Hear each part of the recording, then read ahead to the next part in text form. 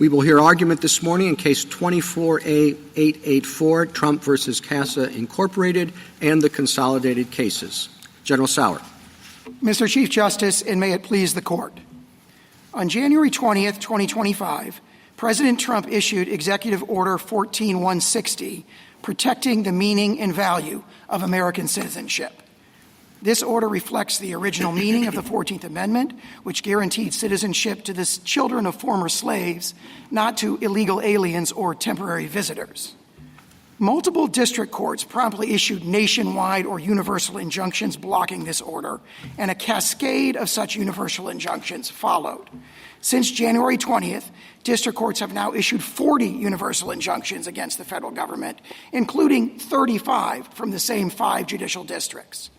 This is a bipartisan problem that has now spanned the last 5 presidential administrations. Universal injunctions exceed the judicial power granted in Article 3, which exists only to address the injury to the complaining party. They transgress the traditional bounds of equitable authority, and they create a host of practical problems.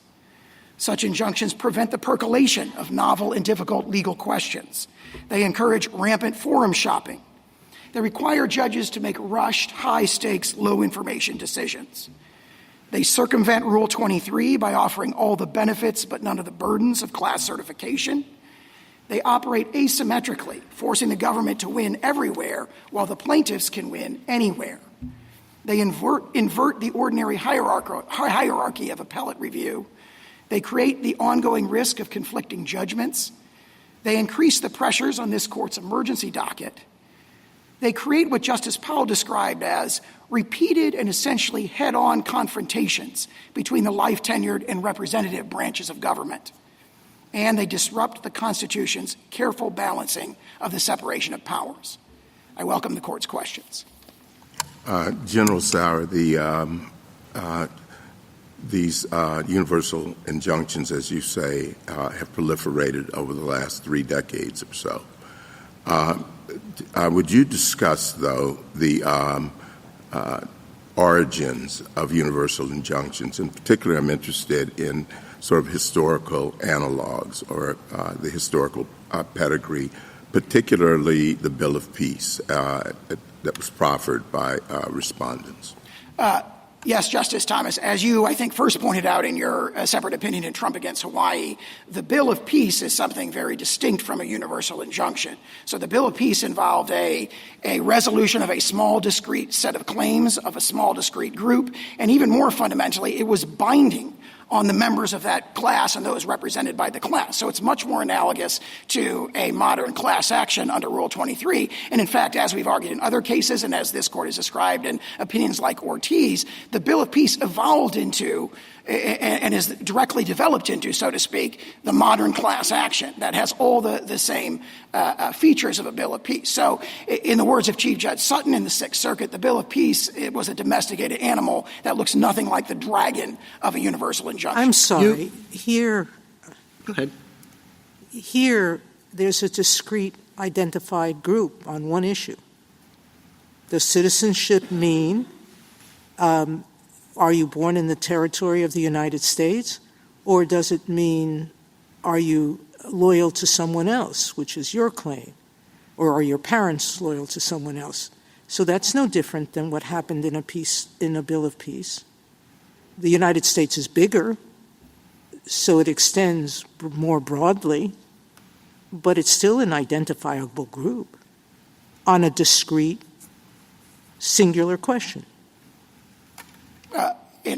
Your Honor, I'd say 3 things in response to that. First of all, our primary contention is that the citizenship clause related to the children of former slaves, not to illegal aliens who weren't even present as a discrete class at that time. But more fundamentally here, as to the issue of the Bill of Peace, there are critical differences. The Bill of Peace was a binding judgment that would bind absent class members. Here we have the asymmetry. Well, here class actions don't bind anyone who opts out. So class actions are not like bills of peace. I would think that a Rule 23b2 class action, which would be the relevant analog here, would be one that would be binding on absent class members and would not have the same notice and opt-out procedures. And more fundamentally, that sort of argument that there's a commonality here among, all the people who purport to be affected by this is the sort of argument that's made in class certification. So can I ask you a presented. question? Your theory here is arguing that Article 3 and principles of equity both prohibit federal courts from issuing universal injunctions. Do I have your argument correct? We argue both of those. And You argue both bases. of those? Yeah. If that's true, that means even the Supreme Court doesn't have that power. The Supreme Court would have the authority to issue binding precedent nationwide, but as Well, this we court, couldn't enforce it against universally, is your argument. if there was a decision that violated the precedent of the court, then the affected plaintiffs could get a separate judgment. And So that is what means this court, you're talking about the hundreds and thousands of people who weren't part of the judgment of the court. They would all have to file individual actions? not necessarily. There are other, or a class action. a class action would be the way Isn't that, that makes no sense whatsoever? respectfully, we believe that. Well, what was the purpose of the Bill of Peace if not to settle a legal question finally? And if even the Supreme Court doesn't have that right and must invite hundreds of thousands of lawsuits, what are we buying into? If a set of claims satisfies the rigorous criteria of Rule 23, Rule 23 is the modern analog of a Bill of Peace. We have something very different here. No, we don't, because the argument here is that the president is violating not just one, but by my count, 4 established Supreme Court precedents.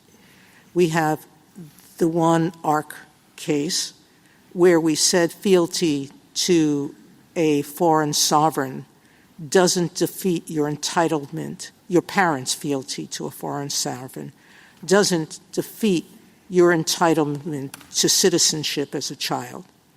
We have another case where we said that even if your parents are here illegally, if you're born here, you're a citizen.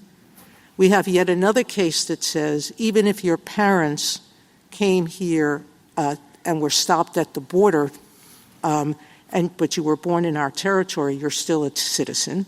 And we have another case that says even if your parents secured citizenship illegally, you're still a citizen. So as far as I see it, this order violates 4 Supreme Court precedents. Yeah, and you are claiming that not just the Supreme Court, that both the Supreme Court and no lower court can stop an executive from universally from violating those holdings by this court. We are not claiming that because we're conceding that there could be an inappropriate case. Only a class. Only Could by I a hear class. Could I hear the rest of his answer? A Rule 23 class action. And then the more fundamental point as to all those Supreme Court decisions you referred to. So what do we do temporarily? Temporarily, the court may issue, the lower courts may issue injunctions that remediate the injuries to the plaintiffs that appear before them. Lower courts, in appropriate cases, may certify class action. So when a new president orders that because there's so much gun violence going on in the country, and he comes in and he says, I have the right to take away the guns from everyone, then and he sends out the military to seize everyone's guns. We and the courts have to sit back and wait until every named plaintiff or every plaintiff whose gun is taken comes into court. In appropriate cases, courts have certified class actions on an emergency basis. We found at least 4 cases in recent years where that was done. But more fundamentally, we profoundly disagree with the characterization of the merits. This is now fully briefed in the Ninth Circuit in case number 25-807, where we describe how that characterization of the holding of Wong Kim Ark and the other decisions is profoundly incorrect. And You that still is the have Counsel, could I ask you about a different type of case that has broader impact than on the particular claimant?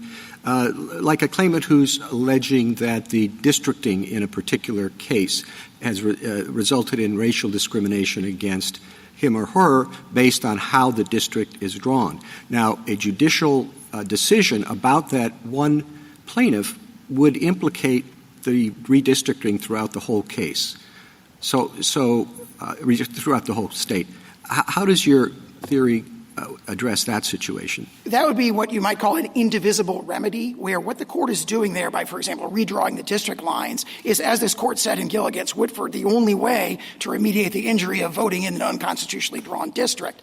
That is similar to abatement of a public nuisance or, for example, in the school desegregation cases, where remediating the injury to the plaintiff before the court necessarily has collateral consequences to many others. Certain environmental cases might have a similar thing. For example, you stop the local plant from pouring water pollution into the water. That benefits the plaintiff. It happens to benefit a bunch of other people. Now, that's very different than what we have in these universal injunctions, where it is a divisible remedy. I mean, I point to the holding of the District of Massachusetts in this case, looking at the individual plaintiffs.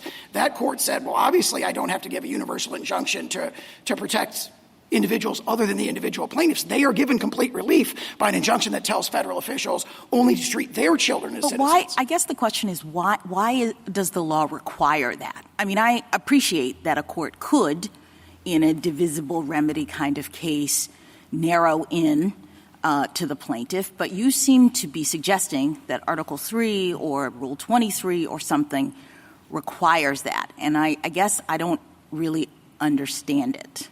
If I may offer two responses to that. In the Article 3 context, that is the principle announced in Worth against Selden, announced in Gill against Whitford, and Lewis against Casey, where this court has said again and again, what we do in the Article 3 context is grant remedies that are tailored to remove the injury to the complaining plaintiff. Sometimes they have even very broad collateral consequences. But in the Article 3 context, what the court has not done, and every time it's focused on this in National Treasuries Union, Employees Union, in the But I guess I don't see why then the divisible remedies or indivisible remedies is an argument. I mean, if Article 3 is suggesting that the court has to focus in on the plaintiff only, then it would seem to me that that would be the power requirement across the board. I thought Article 3 was really about limiting the court's power with respect to jurisdiction, that we say the court has to determine whether or not there's subject matter jurisdiction over the issue and whether or not there's personal jurisdiction over the defendant. And once you have those things, the court can evaluate the merits of the legal issue and issue, especially in equity, appropriate relief. Now, I appreciate that there are some prudential concerns that the court considers, but it seems to me that in many, many, many circumstances, we have not required the court to limit their relief to the particular plaintiff as a matter of constitutional Article 3 requirement. I disagree with that, and I'd offer a response both first as to Article 3 and then as to the scope of equitable authority. In the Article 3 context, this court said in Worth against Selden, for example, that the Article 3 judicial power exists only to redress the injury to the complaining parties. Again, in Gill against Whitford and Lewis against Casey. All right, so let me give you a hypothetical. So suppose we have a manufacturing plant that unlawfully releases environmental toxins into the air, and we have a plaintiff who lives near the plant, brings a nuisance lawsuit and says they're being harmed by unlawful release. Your argument suggests that the judgment for the plaintiff has to narrow in on preventing, to the extent possible, preventing harm to the plaintiff. But it seems to me that that's not necessarily the case. You suggest with the Chief Justice in response to him that there can be incidental beneficiaries, that the court could say no more toxins if it's unlawful for the defendant to do that, correct? Yes, we do. So why, if your Article 3 principle is correct? Because, again, the Article 3 principle is remedying the injury to the plaintiff, or set of plaintiffs, could be many, who are before the court. Right. That has collateral consequences. Counsel, that could help. let me ask you on that point, would one distinction be who's bound by the judgment? Like, I'm wondering whether if the plaintiff needs – you can only – I think Judge Strauss said in the Eighth Circuit when addressing this issue, you can't peel off part of a nuisance, so the whole thing has to be shut down. Could a neighbor sue affirmatively to hold the nuisance maker in contempt if he started to begin again the nuisance? That's a great point. It would not be bounding on those collaterally benefited parties, so to speak. I don't want to call them parties because they're not parties before the court. And that, of course, highlights one of the deep problems with the universal. No, but why isn't that the that answer, though? Could you do that now for the universal injunction? Could a plaintiff, for example, who has the protection of the universal injunction but was not named in the suit, bring a contempt action of the sort I just described? They could not do that, but what they could do is run to any of 93 other judicial districts and bring their own lawsuit if they No. Under the injunction as it stands, under the injunctions as they stand, could a non-named plaintiff who has the benefit of the universal injunction that's currently in place, could that plaintiff bring a contempt proceeding? We would. Or I guess I shouldn't call them a plaintiff. Could that non-party? We would dispute that they would have the standing to do that because it goes to the heart of. Well, no. Let's see. Maybe I'm not being clear. Assume the universal injunction is good. Like, drop your argument right now. Oh, I see. Yeah. As they currently stand, could someone who is not named in the suit but a beneficiary bring a contempt proceeding? I think that is what the respondents would certainly contend. Do you concede that the plaintiffs could bring a Rule 23, like the individual plaintiffs? We would dispute. I mean, we'd have to address the Rule 23 issues, kind of all the criteria as they came up. But they could seek it. Okay, and then last question. question. They have done that in Western District of Washington. It's just never been briefed because they just last question on this point. The states have a different kind of claim for financial harm, and they've pointed out that it would be very difficult to remedy that without some sort of broader relief. I know you contest their standing. I want you to assume that I think they have standing.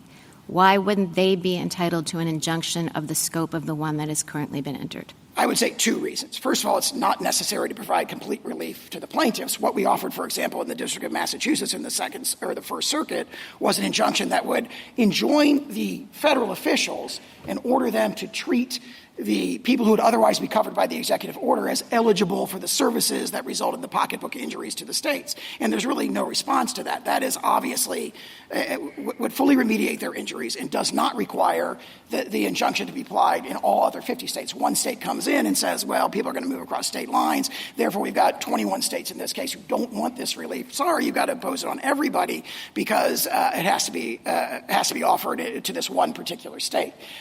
So that's one response. The other response is this notion that the states have to be provided a complete relief because of interstate travel and patchwork. I think that's very effectively responded to by Chief Judge Sutton's opinion in the Second Circuit, where he says, this is a problem. If we adopt this logic, it justifies a universal injunction in every single case, and that can't be the case. Fifth Circuit's recent DACA decision comes to the same conclusion. What do you say, though, to the suggestion, General, that in this particular case, those patchwork problems for, frankly, the government, as well as for plaintiffs, justify broader relief?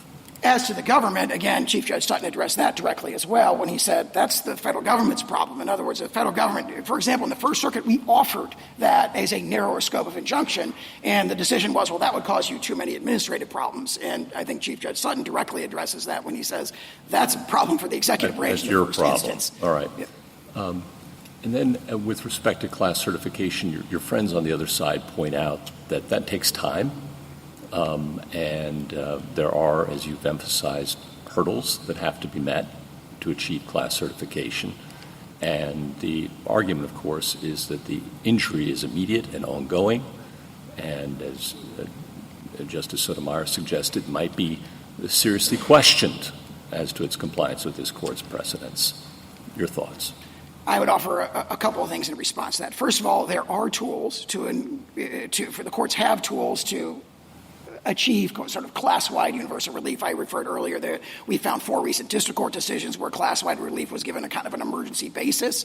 However, more fundamentally than that. And you agree that that's appropriate in certain cases? It may be appropriate. We do not concede that it's appropriate in this case, but it may be appropriate in other cases. Certainly it's an equitable tool that is consistent with, for example, the grant of equitable authority in the 1789 Judiciary Act, as this court interpreted in the Grupo Mexicano decision, and honestly a line of decisions going all the way back to the early 19th century.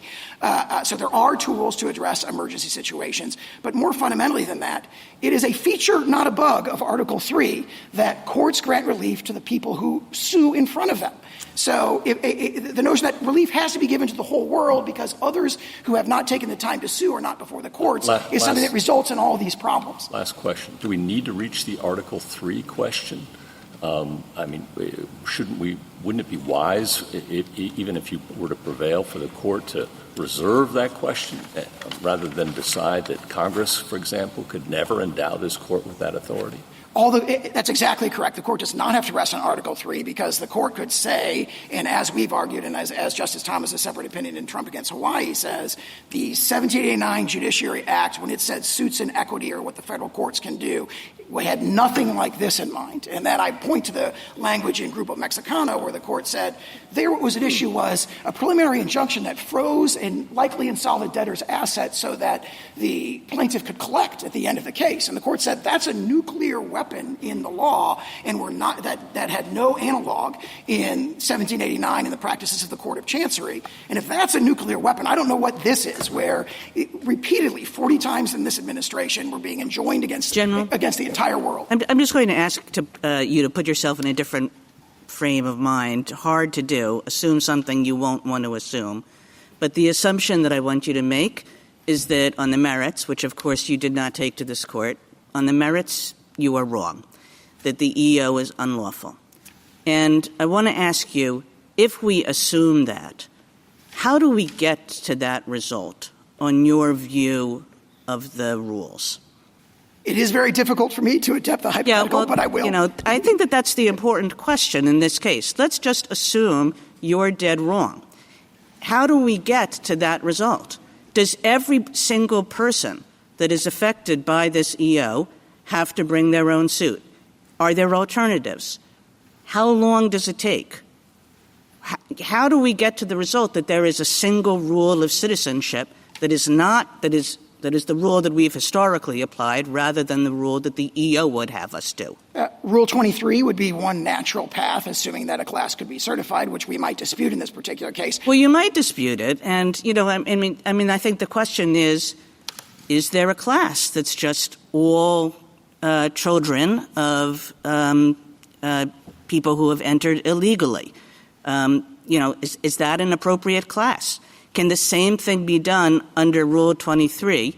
Or are you going to tell me that, no, Rule 23 has lots of requirements and you'll never be able to certify a class like that? Rule 23 provides the equitable tools subject to rigorous criteria, appropriately rigorous criteria, to obtain that kind of class-wide and emergency. That suggests to me you're going to be standing up here in the next case saying that Rule 23 is inapt for this circumstance, with this number of people, maybe with some questions that are individual, who knows. So let's put Rule 23 aside, because I got to tell you that does not fill me with great confidence. How else are we going to get to the right result here, which is on my assumption that the EO is illegal? That would be a profoundly wrong result, but I think what I would offer is that, very similar to Labrador against Poe, what the court should be engaging here is a balancing of the equitable factors as to the scope of remedial relief, not as to the underlying merits. And our contention that this exceeds the traditional scope of equity that's reflected in the 1789 Judiciary Act, we're overwhelmingly likely to succeed on those merits for all the reasons that are stated in our briefs. That's a lot of words, and I don't have an answer for if one thinks. And, look, there are all kinds of abuses of nationwide injunctions. But I think that the question that this case presents is that if one thinks that it's quite clear that the EO is illegal, how does one get to that result, in what time frame, on your set of rules, without the possibility of a nationwide injunction? On this case and on many similar cases, the appropriate way to do it is for there to be multiple lower courts considering it, the appropriate percolation that flows through the lower courts, and then ultimately this court decides the merits in a nationwide binding precedent. You have a complete inversion of that through the nationwide injunctions where the district So, General courts Sauer, are you really going to answer Justice Kagan by saying there's no way to do this expeditiously? Well, I'll refer to my former answers. Rule 23 provides the tools to do so, multiple injunctions. But you resisted Justice Kagan when she said, could the individual plaintiffs form a class? That has never been briefed in the court below. I do not concede that we wouldn't oppose class certification in this particular case. There may be arguments that this case is or is not appropriate for class certification. And if there were a class appropriate for class certification, you concede that could resolve the question quickly? Yes, absolutely. You concede it could resolve the question quickly through precedent? Yes, absolutely. It could do so. I mean, we obviously dispute the... So just on that point... And if the court... Sorry to interrupt. Go ahead, please. All right, I got a quick one. Well, I'm just going to say just on that point. So, let's say that we're an individual person even. Let's say it wasn't a class. And goes up and gets a ruling from the Second Circuit that the EO is illegal. Does the government commit to not applying its EO in the entire Second Circuit?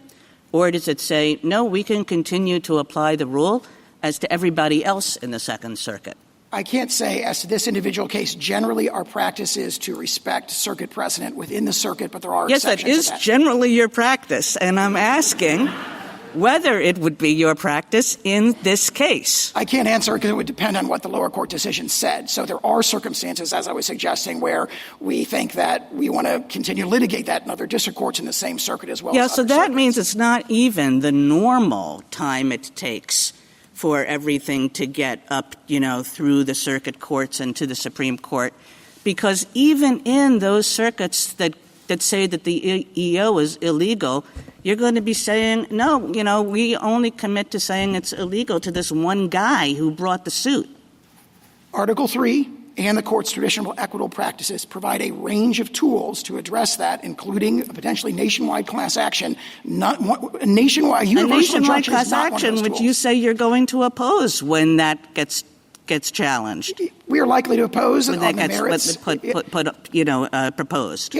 Yes, and if it does not meet the rigorous criteria of class certification, the court should not enter that injunctive relief. That's do you think, feature, not a bug. How about you're not willing to commit to abiding by the Second Circuit's precedent suppose that there's a single person who brings a suit, and it gets all the way up to us after 3 or 4 or 5 years. And we say, we really do agree with those 4 precedents that Justice Sotomayor started with, and your EO is illegal. Is that only going to bind the one guy who brought the suit? No, that would be a nationwide precedent that the government would respect. So finally, once it gets to us after 4 years, you're going to respect that?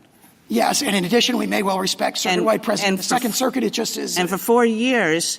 there are going to be an untold number of people who, according to all the law that this court has ever made, ought to be citizens who are not being treated as such. And in the meantime, any of those plaintiffs could have come forward and sought, preliminary injunctive relief.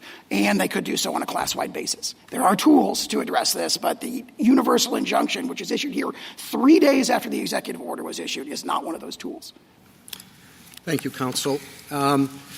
3 years, 4 years, we've been able to move much more expeditiously. I think we did the TikTok case in a month. Presuming, I gather an important part of your answer is that people can litigate differently, and one will go to Massachusetts, the other one will go to Houston, and you'll get conflicting decisions fairly quickly. Is there any reason why this court, and I gather that's your safety net, is that at the end of the day, however long the day is, this court can issue a decision and it will bind everything else. Is there any reason in this particular litigation that we would be unable to act expeditiously? Absolutely not, Mr. Chief Justice. Okay, thank you. Justice Thomas? General, when were the first universal injunctions used? We believe that the best reading of that is what you said in Trump against Hawaii, which is that Wirtz in 1963 was really the first universal injunction. There's a dispute about Perkins against Lucan's Oil going back to 1940.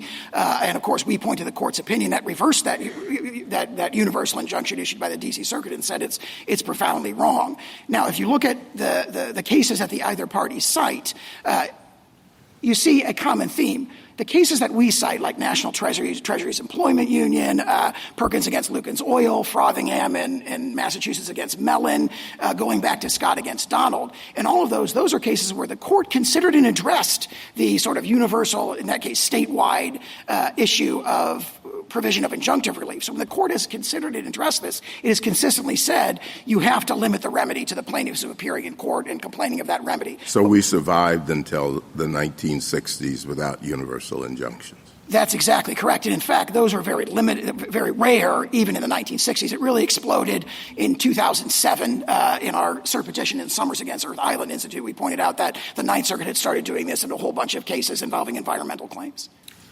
Justice Alito? You began by outlining what you see as the practical problems that have been created by universal injunctions. If we were to hold that the states have standing, and if it is possible for a plaintiff to get emergency certification of a class, suppose we agreed with you on universal injunctions, but allowed those other two avenues, would the practical problem be rectified to any substantial degree? Certainly, if there were an injunction that extended to, all of the litigating states, that would cover a very substantial portion of the country, and also an emergency sort of class certification decision might also grant very broad relief. So the answer is that the practical problem would not be solved. And if that's the case, what is the point of this argument about universal injunctions? I think the point is that universal injunctions exceed traditional principles of Article III, and they exceed the traditional equitable authority. And that's what yields all these sort of pathologies, so to speak, of the current practice of issuing them very, very easily. Thank you. Justice Sotomayor? You answered Justice Gorsuch, I think correctly, that if Article III precludes universal injunctions, then even class actions are illegal.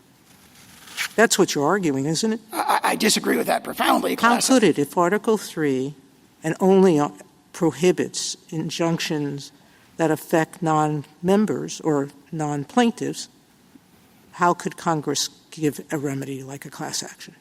In an article or in a Rule 23 class, every represented member of the class has standing by hypothesis. So every single one of them has an Article III injury, and Rule 23, again, so that would be the only method. It would be very similar to the Bill of Peace, where all those parties, even their president or representative capacity, are bound.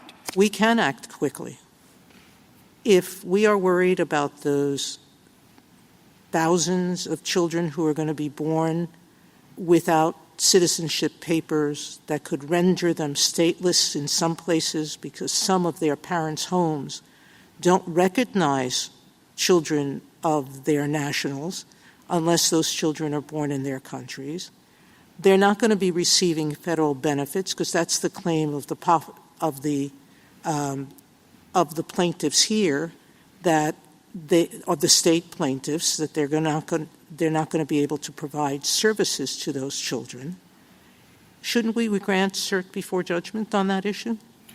If we're afraid that this is, or even have a thought that this is unlawful executive action, that it is Congress who decides citizenship, not the executive, if we believe, some of us were to believe that, why should we permit those countless others to be subject to what we think is an unlawful executive action? As unlawful as an executive taking the guns away from every citizen.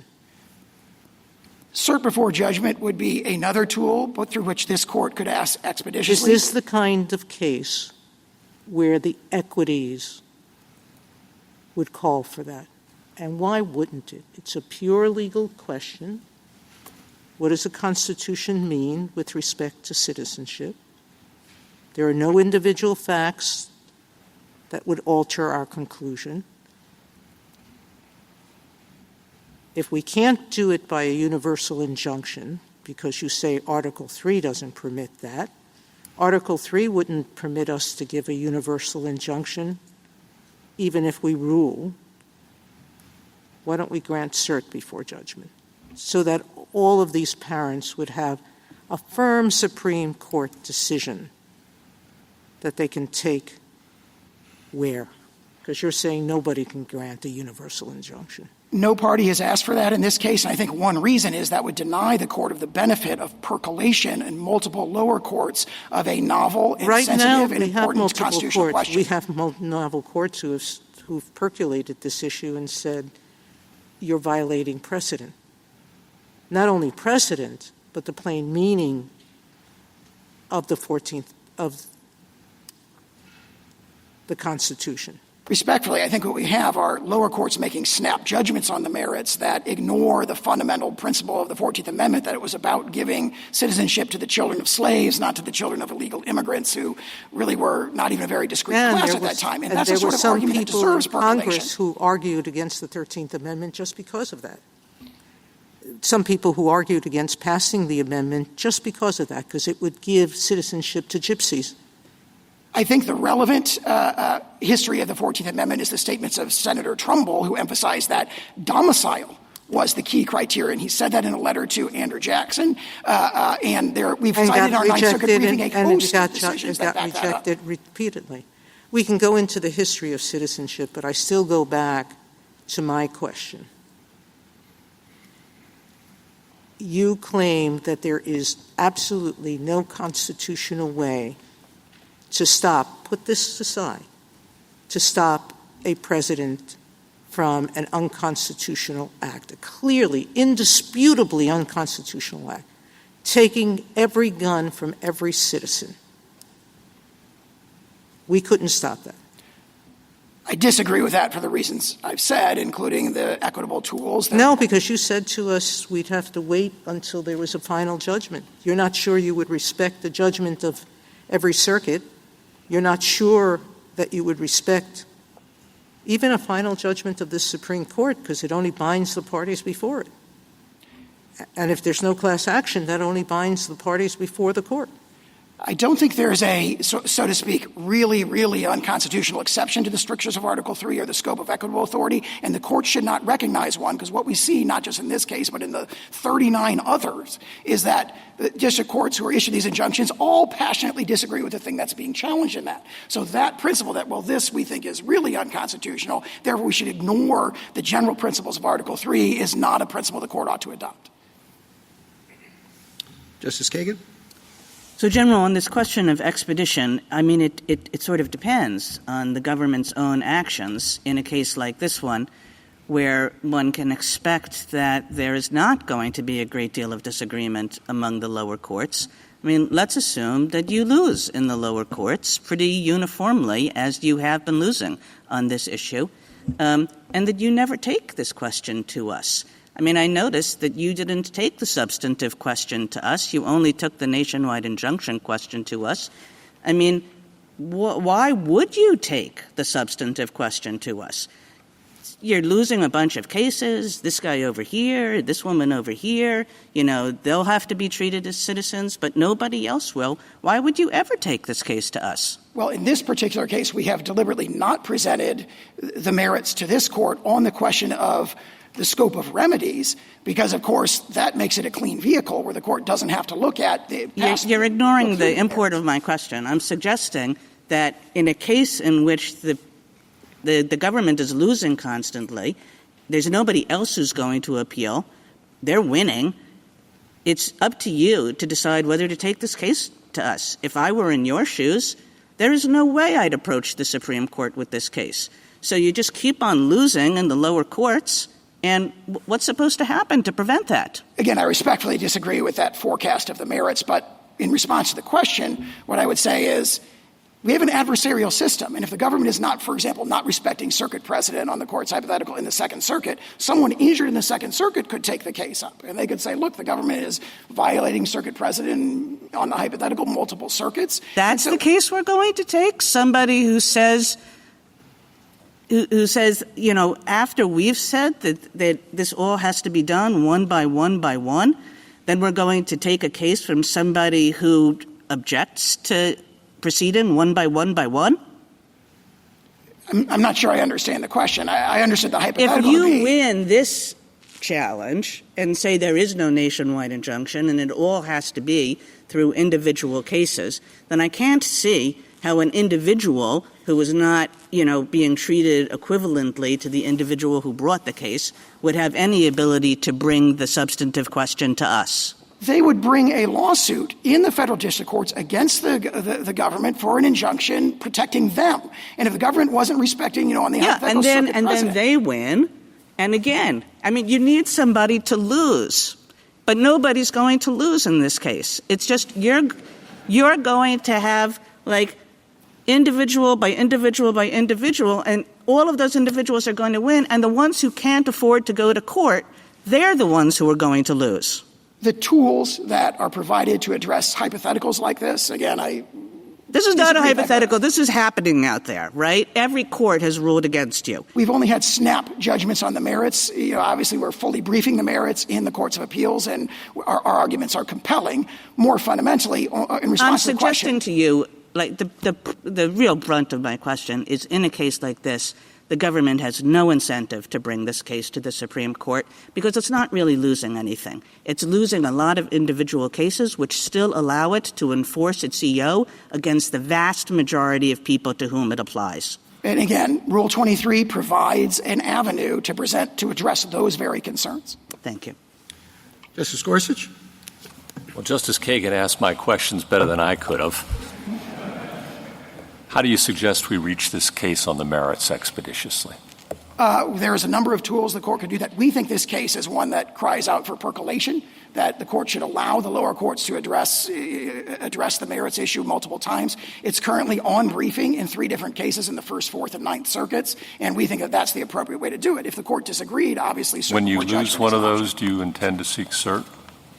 If we lose, yes, absolutely. Justice Kavanaugh? So the technical problem here seems to be class-wide relief without the district courts going through the steps to assess whether a class should be certified, correct? Correct. Okay. And if you win here on this procedural point, it seems very likely that the day after, there are going to be suits filed all over the place seeking class-wide treatment, maybe statewide classes, circuit-wide classes, maybe nationwide classes. I'm sure they're being prepared now. Right? And on what basis would you oppose a statewide class? I could imagine certain bases, and again, we haven't briefed this in the lower courts yet. You've been promising everyone here that Rule 23 is the cure-all.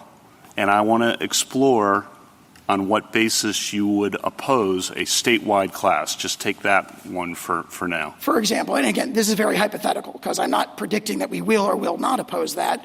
We haven't taken a position on that yet. If you were to oppose it, on what basis would you plausibly oppose it? There may be problems of commonality and typicality, for example. For example, there's 2 different sets of groups that are affected by the executive order. There are those where the mothers are temporarily present and those where the mother are illegally present. And in both cases, the father is neither a citizen nor a lawful permanent resident. So there might be issues of typicality. Adequacy of representation might very well be an issue. So there would have to be that rigorous application of those criteria. Now, the argument may be this is a case that is a natural candidate for a Rule 23b2 certification. That may well be true. The government hasn't taken a position on that. Our position is not that class certification will necessarily be granted.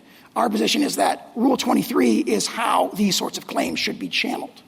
And you think, I think you just said, it's very possible that class certification may be granted. It is possible. We don't know yet because there was a class certification motion filed at the very beginning in the Western District of Washington, and it was just never briefed because obviously the pathology here is that the nationwide injunctions just go blowing past the class certification procedures.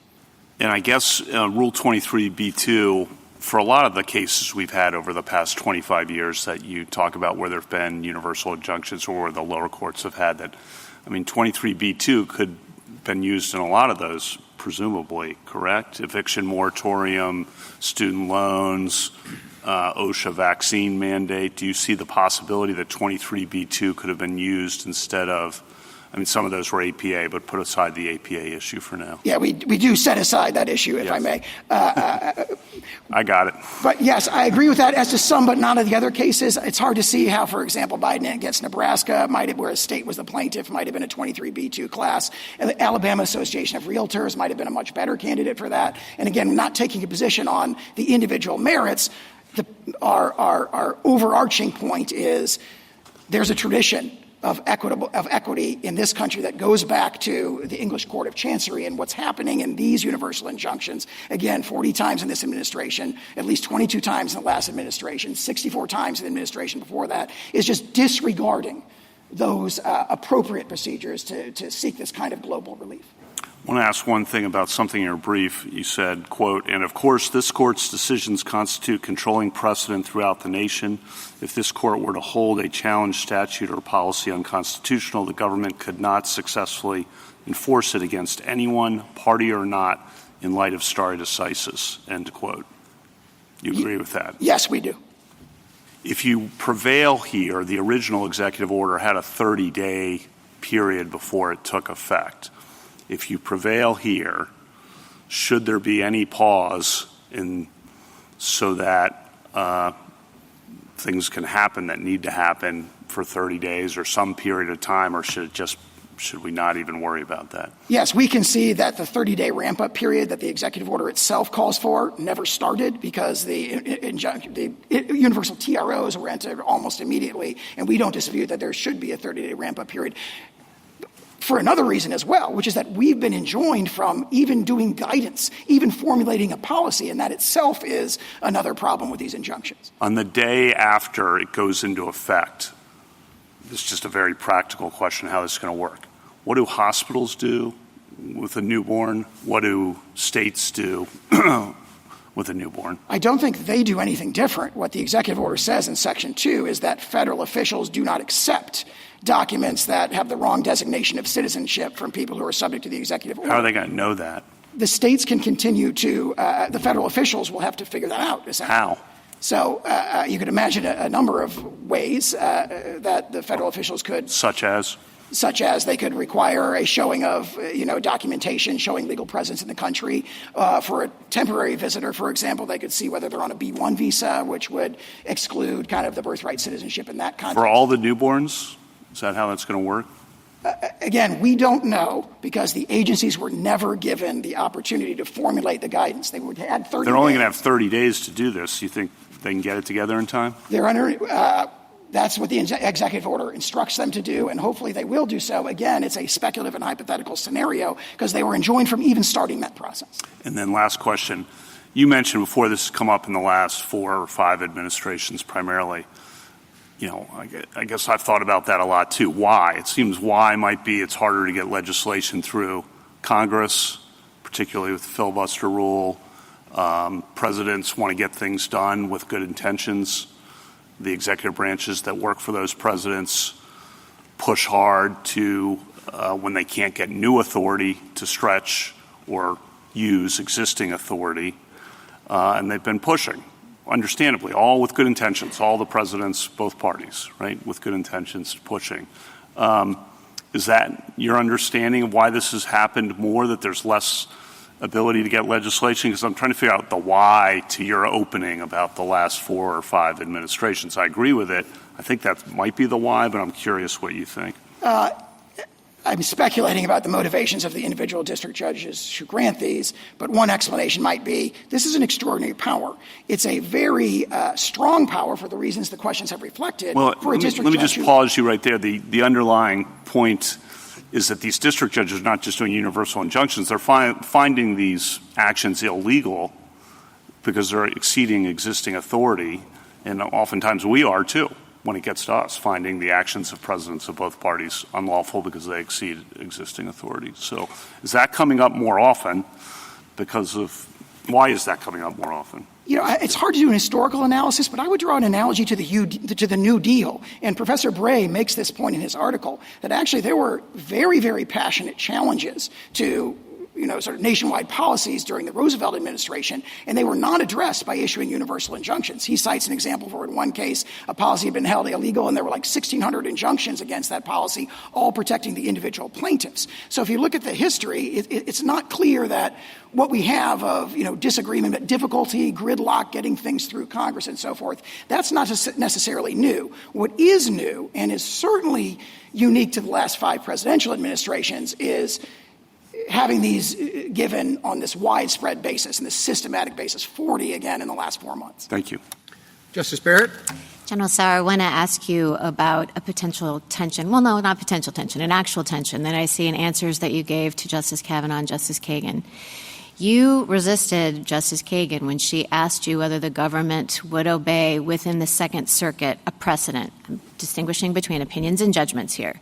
Did I understand you correctly to tell Justice Kagan that the government wanted to reserve its right to maybe not follow a Second Circuit precedent, say, in New York, because you might disagree with the opinion?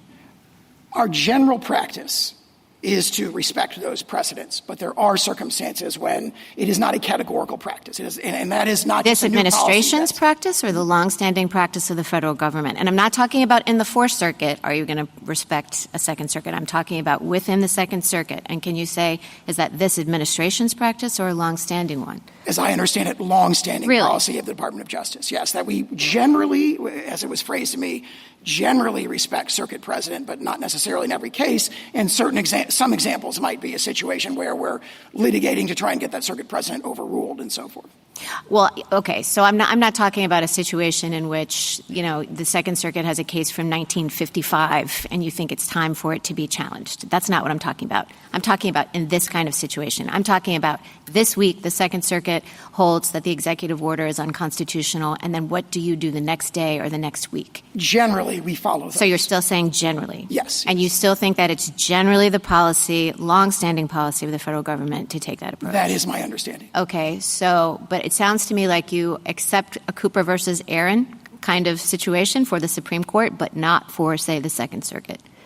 Like where you would respect the opinions and the judgments of the Supreme Court, and you're saying you would respect the judgment, but not necessarily the opinion of a lower court. And again, I think in the vast majority of instances, our practice has been to respect the opinion as well, in the circuits as well, but my understanding is that has not been a categorical practice in the way respect for the precedents and the judgments of the Supreme Court has been. So you're not hedging at all with respect to the precedent of this court? That is correct. I believe the quotation from our application directly addresses that, and we stand by that completely. Okay. Next question. So this is also a follow-up to some of the questions that others have asked you about the merits of the order not being before us. Did I understand your answer to be because you think percolation is really important for this one? We do think percolation is really important for this one, but the reason the merits are not before is because we've only submitted a stay application on the scope of relief question, and as Labrador against Poe indicates, the scope of relief is a separate question for the merits. I understand it's a separate question, but there are plenty of times that the government comes to us and asks for both. Absolutely. For example, recently in the Wilkins and Cox application, we did exactly that. And the reason why you didn't ask for both here is because you think that the merits question needs percolation. Yes, but also more fundamentally, it illustrates that the very problem with these nationwide injunctions is they force this rushed, fast and furious decisions on the merits. So I think it would be very inappropriate in this case to come to a stay application saying, please give us a rushed, decision on the merits of something that's very complex. But the government's done that in other cases too, right? Those cases would be different. In this case, the example I gave earlier, we think it's very clear-cut on the merits. This one is, we concede a novel and sensitive So this one question. isn't clear-cut on the merits? This one, in this case, we want the court to address the remedial issue. If we offer the merit first, that's a vehicle problem because the court has, in many cases, just addressed the merits and not the remedial issue. And it's imperative from the federal government's perspective that the remedial question be addressed. Okay, so last question is about why that is. Justice Alito asked you, well, what's the point of this? If the same thing could happen, which is effectively the EO being enjoined everywhere via class action or because it's necessary to provide complete relief, say, to the states, is there any difference in your view between, say, a class is certified of all individual plaintiffs and they win, and the executive order class-wide, there's a judgment saying that it can't be enforced? Do you want to say, follow up, is there any practical distinction you see? Why does the government care? Is it just the rigors of the certification process, or is it something more? The rigors of the certification process. Keep in mind that in many of these cases, we successfully oppose class action. Let's assume I think you can't successfully oppose it here for individual plaintiffs. Well, that opportunity to have our day in court on that is very, very important. I understand, but let's assume. Go with my assumption. Assuming that we were to lose in assume the class is certified. Is there any benefit? If a class is certified, and let's say, you were pointing out that the executive order targets two different kinds of people. Let's assume that it's commonality because, they only target one portion of the order, right? In that circumstance, does the government get anything different? This is back to Justice Alito's question about what's it to you? What's the practical difference to you? Do you want to say anything about whether there's a practical difference between a universal injunction and a loss in the class? Absolutely. Okay. Among many others, the represented class members are bound in the class action context. And that means that if they lose, they're bound by that as well. So they're taking a grave risk, so to speak, by proceeding through a class action. And it has this symmetry where the government is bound if we lose, they are bound if we don't lose. And that's a very, very important distinction. And you would respect that judgment? If it were a judgment. Now we may try to litigate in other contexts to try and get a different judgment from a different district court, but we would be bound by that judgment, as would they. And that's the crucial point. Okay. Justice Jackson? So as far as I can tell, your bottom line seems to be that what you call universal injunctions give relief to non-parties without going through the necessary steps, which you identify in Rule 23. Do I have that right? I mean, is that sort of like boiled to bare essence what you're saying? I would say there's a lot more to it, but that's one very important point. That's a key point that I want to focus in on for a moment. I guess I don't understand why you are saying that these kinds of injunctions are giving relief to non-parties. First of all, I think they can be also easily characterized as focusing only on the defendant pursuant to the court's jurisdiction, personal jurisdiction over this person relative to the subject matter jurisdiction that the court has, and the relief is telling the defendant, stop doing this thing that the court has found to be unlawful. So rather than characterizing it as a quote-unquote universal injunction, I think one could easily see that this is just about the extent to which the court can constrain a defendant over whom it has personal jurisdiction. Can it do so completely or just partially with respect to, just say stop with respect to this plaintiff? Am I I don't understand where this idea of universal injunctions comes from in this context. I think the relevant distinction is an order that orders, in this case, the government defendant to cease allegedly unlawful activity as to the parties who have come into court and sued, and one that says to the government defendant, cease the allegedly lawful activity against everyone in the entire world. No, just cease it. Just stop. This thing, this executive order, we do this in the APA context all the time, right? The statute says you set aside the conduct, right, that it's unlawful. And we don't really parse it out and say, okay, but it's unlawful only as it applies to the plaintiff or not. So it's a very common concept for the court to enjoin a defendant from doing particular unlawful behavior. And what you're now asking us to do is to require that the court have an additional limitation in its order that says you only have to stop doing this with respect to the plaintiff. And that's the part that I don't understand.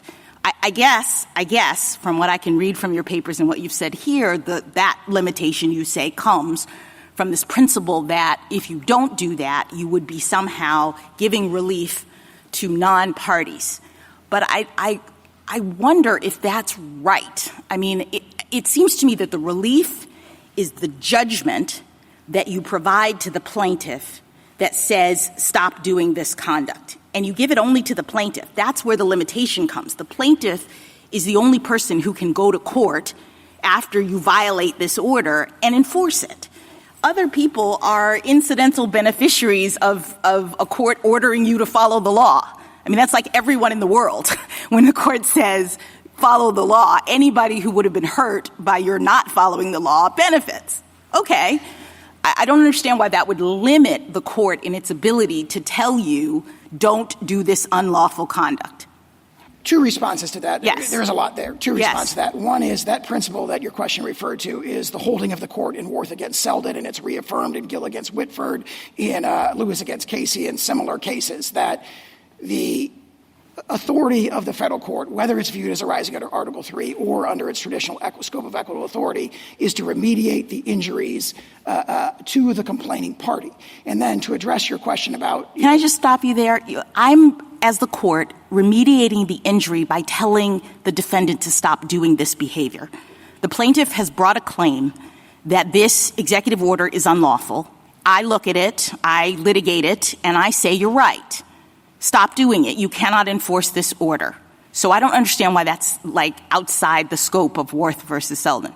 If the court in that case is imposing what we've called an indivisible remedy, for example, vacator under the APA, there's a debate about what set aside means. Assuming it means to vacate, then the remedy that Congress has provided as a condition of its delegation to the agency is if one part of the, if the regulation is unlawful, then the remedy granted, which directly remediates the plaintiff's injury on that hypothetical, is an indivisible remedy that benefits others. Here in this case, and in all the other 40 cases, we see something totally different. Yeah, I understand. It is not necessary to remediate the injuries of the plaintiff before them. That is the I understand. Let me just turn your attention to one other thing, because the real concern, I think, is that your argument seems to turn our justice system, in my view at least, into a catch-me-if-you-can kind of regime from the standpoint of the executive, where everybody has to have a lawyer and file a lawsuit in order for the government to stop violating people's rights.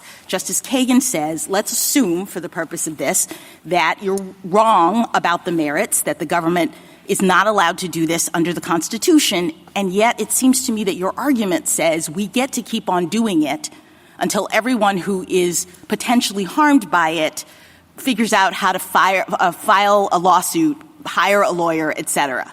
And I don't understand how that is remotely consistent with the rule of law. A system, and I appreciate that you go back to English common law and the Chancery Court, but they had a different system. The fact that courts back in English Chancery couldn't enjoin the king, I think, is not analogous or indicative of what courts can do in our system, where the king, quote unquote, the executive, is supposed to be bound by the law. And the court has the power to say what the law is. And so one would think that the court could say, this conduct is unlawful and you have to stop doing it. I think the catch-me-if-you-can problem operates in the opposite direction, where we have the government racing from jurisdiction to jurisdiction, having to sort of clear the table in order to implement a new policy. A great example of this is in the Schilling litigation, where the military had a military readiness policy. It was universally enjoined by the DDC. It went up to the D.C. Circuit. The D.C. Circuit stayed that injunction to allow that policy to go into effect, and then 1 hour later, a district court on the other side of the country universally— Can I just ask you one final thing, because this relates to also something that Justice Kagan said.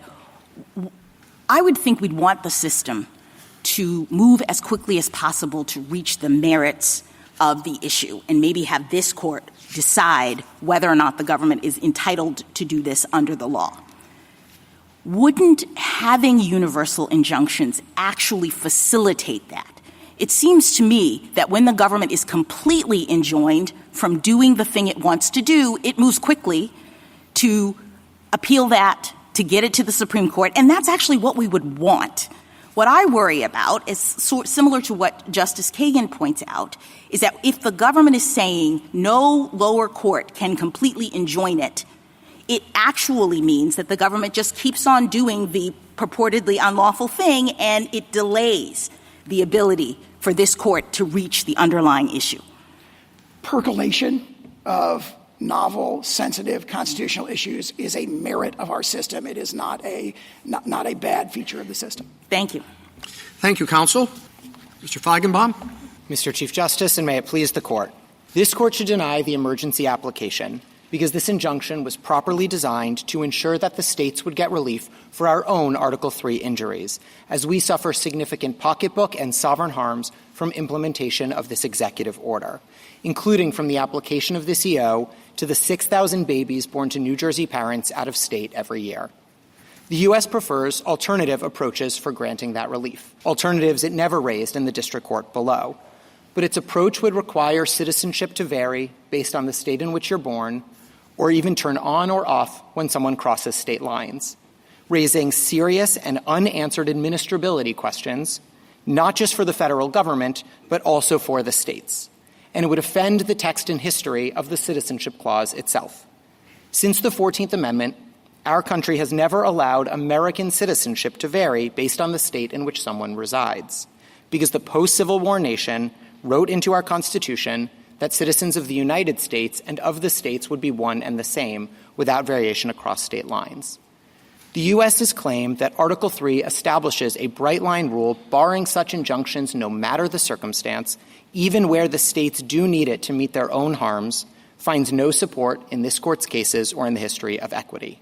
Its argument that a single district court cannot decide birthright citizenship or that we need more percolation on that question for the nation overlooks that this Court already settled this exact constitutional question 127 years ago, and that this EO is contrary to over a century of executive practice.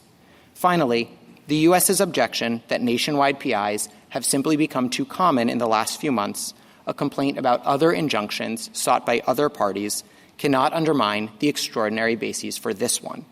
The states, who regularly come before this Court as plaintiff and defendant alike, agree that nationwide relief can be reserved for narrow circumstances, but it was needed here. I welcome this Court's questions.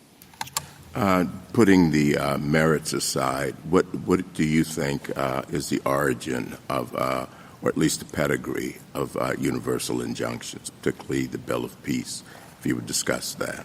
Absolutely, Your Honor. So there's two categories of these broad injunctions. So first, although we use the term nationwide injunction, if the nationwide injunction is actually about meeting our harm and the alternatives are not legally or practically workable, then it isn't even a universal injunction, as I know this Court's separate writings has used the term, because it's about meeting our own Article III injury, which is our basic submission about this case. But we do agree that there's some space for universal relief. We trace it back through the history from the Bill of Peace, through Equity Rule 48, which specifically clarified that in the American equitable tradition, it was not always the case that universal relief would bind the non-parties, even as it might benefit the non-parties, continuing on to the tax collection injunctions in the 19th century, and then continuing on as recently as this Court's order in AARP. So I do think they've always been in narrow circumstances. They've never been the reflexive or norm of how relief should be granted in this country, but they have been available. I don't think I need that for my case, but I do think they're available in narrow circumstances.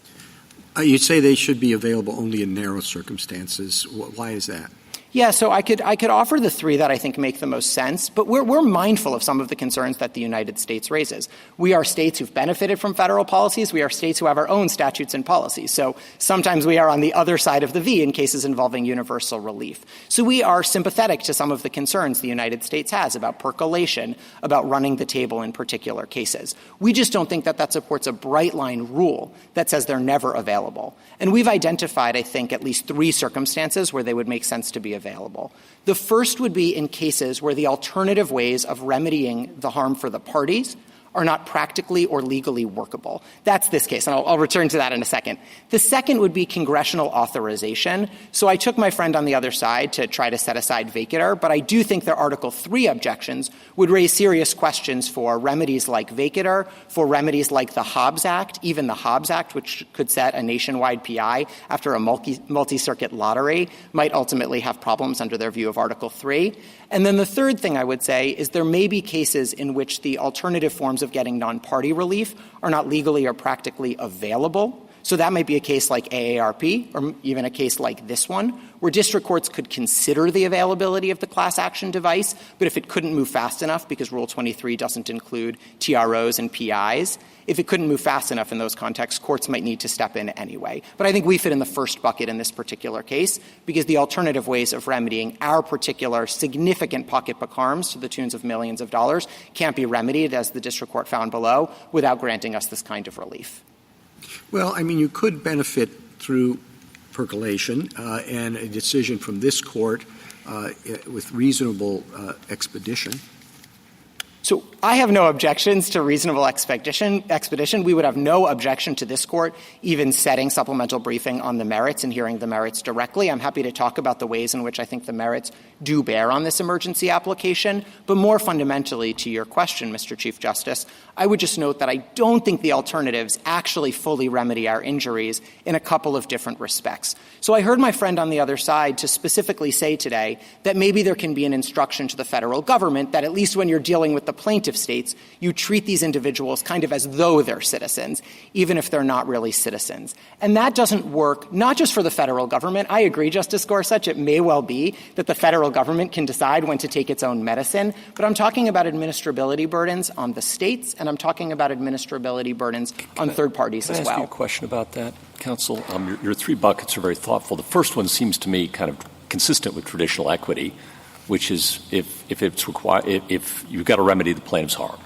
That's your point there, and you're saying we fall in that bucket. I get that argument. The second bucket is possibly Article 3, okay, that Congress could authorize, and maybe has authorized circumstances. But that doesn't answer the equity point. So we come to bucket 3. And I'm struggling to understand what the rule is there. You seem to suggest, well, if it's really important and if you have to act expeditiously, then go ahead. But I think every district court who enters one of these thinks that's what they're doing.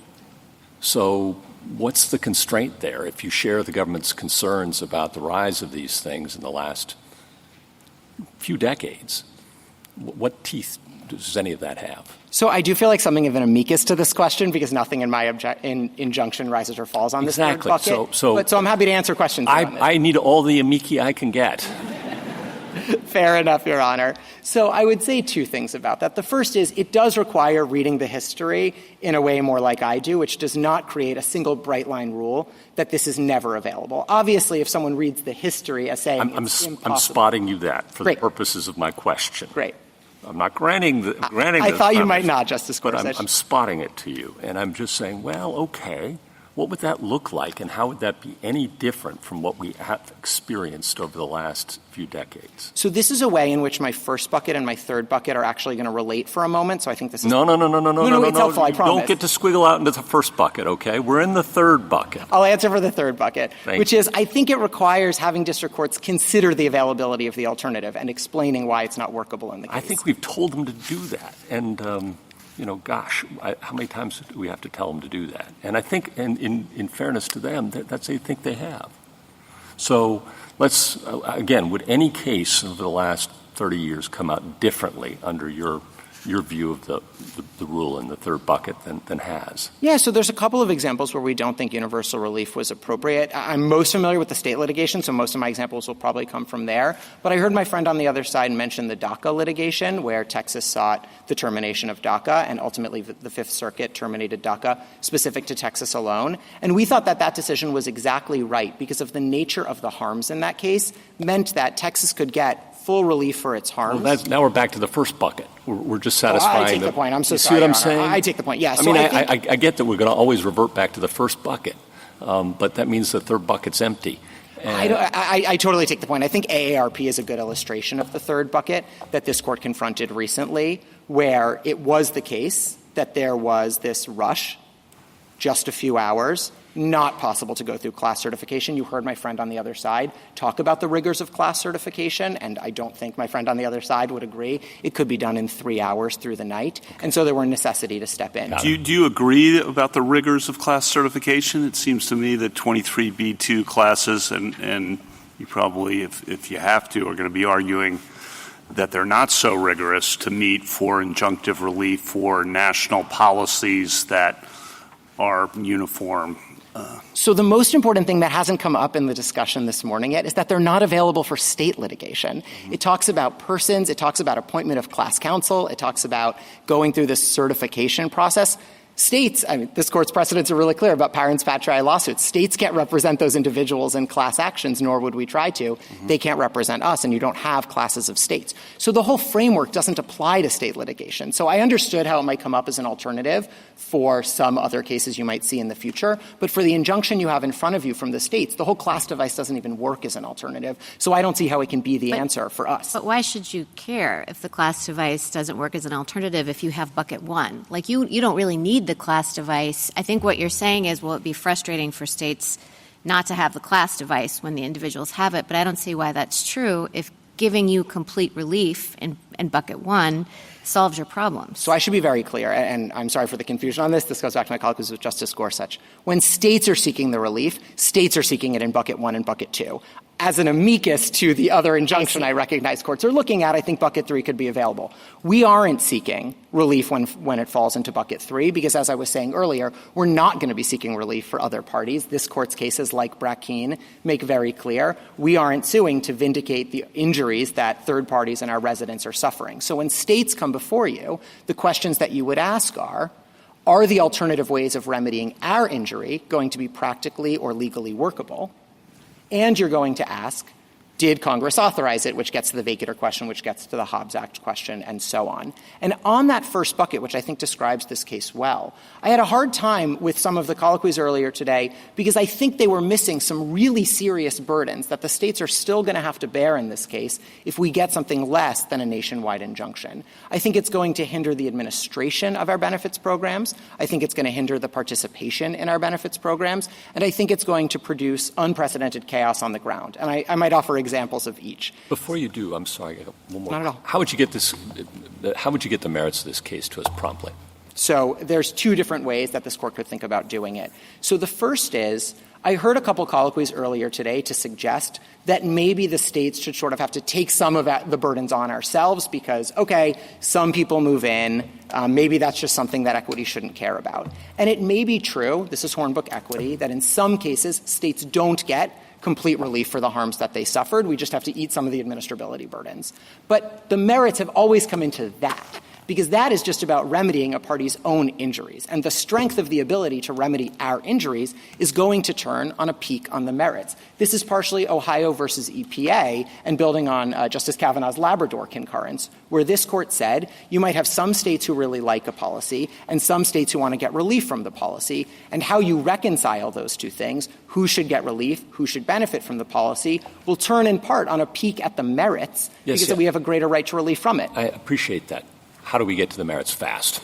This court could set supplemental briefing on the merits by an order tomorrow if it wished, specifically to say the federal government has proposed that states get less than complete relief in this case. We could not possibly think about giving the states less than complete relief without looking at the merits. Okay. We want briefing. Put that aside.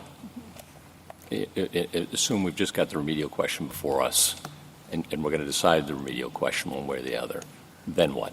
Oh, then I share some of Justice Kagan's concerns from earlier that So it would rely on the United I appreciate you share those concerns. How would you address them? How would the states plan to get this case to the court promptly? I think it's very hard to think about how the states would lose this case given the state of Supreme Court precedent. It creates very weird incentives on the certiorari docket when there's already binding precedent from this court.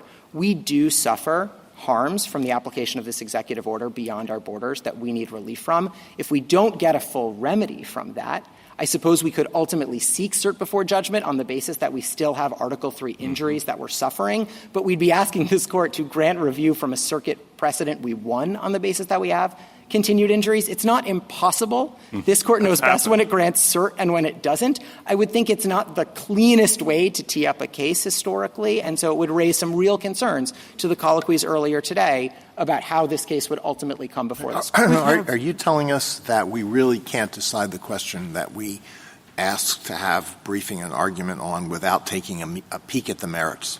So I'm not saying that at all. So there's two different ways to think about this case, Your Honor. One is to say absolutely, the states need to get complete relief for their injuries, and then let's figure out the best way to do it, and we think the alternatives are not workable and not legal. If this court is going to entertain giving us anything less than full redress for all of the Article III injuries we bring before you, I don't see how that can be entertained without a peek at the merits, because you always look at the merits to decide should we get 100% or 90% of our own injuries redressed. Well, would a decision on the matter that is, I understood to be before us, the narrow question that I understood to be before us, be helpful in any way if we do not peek at the merits and we also do not decide whether you have standing? So I'm not sure how you could decide whether or not we got an appropriate scope of relief without figuring out what our own injuries are.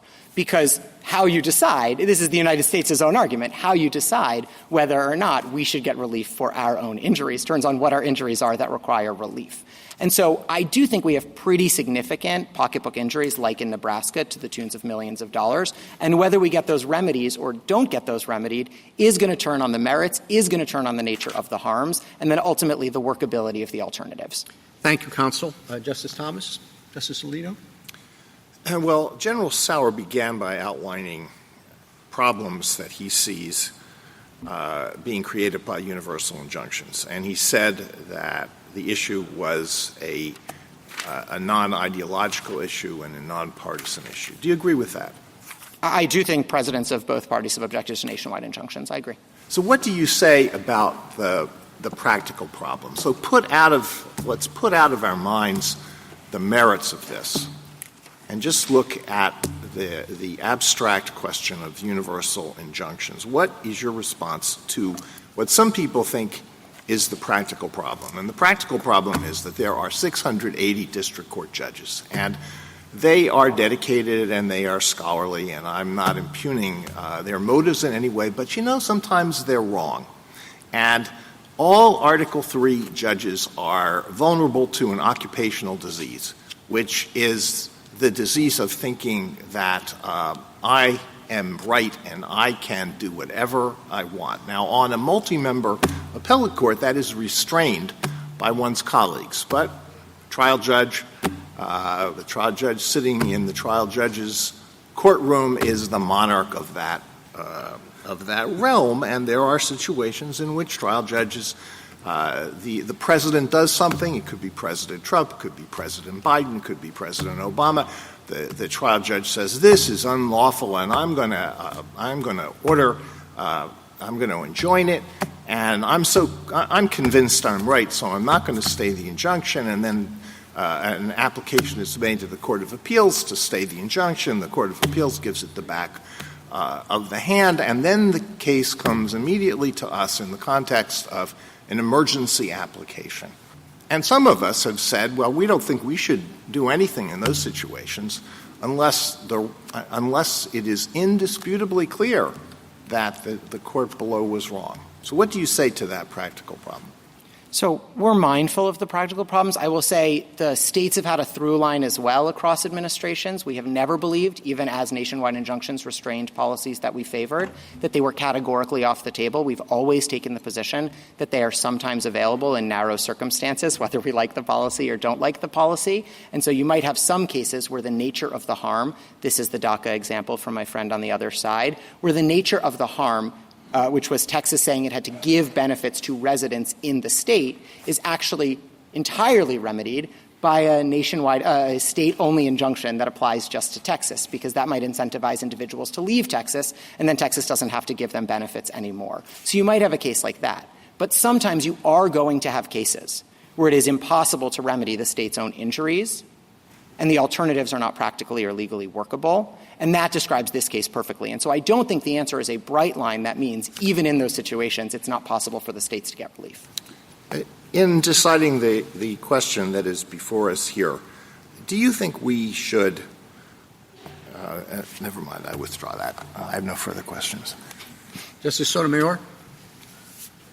Let's start with an answer you've been trying to give and haven't completed, which are the general suggested there were two ways that your injuries could be remedied. He claimed they were both presented to the court below. I didn't see that, but that's a matter that we could check on.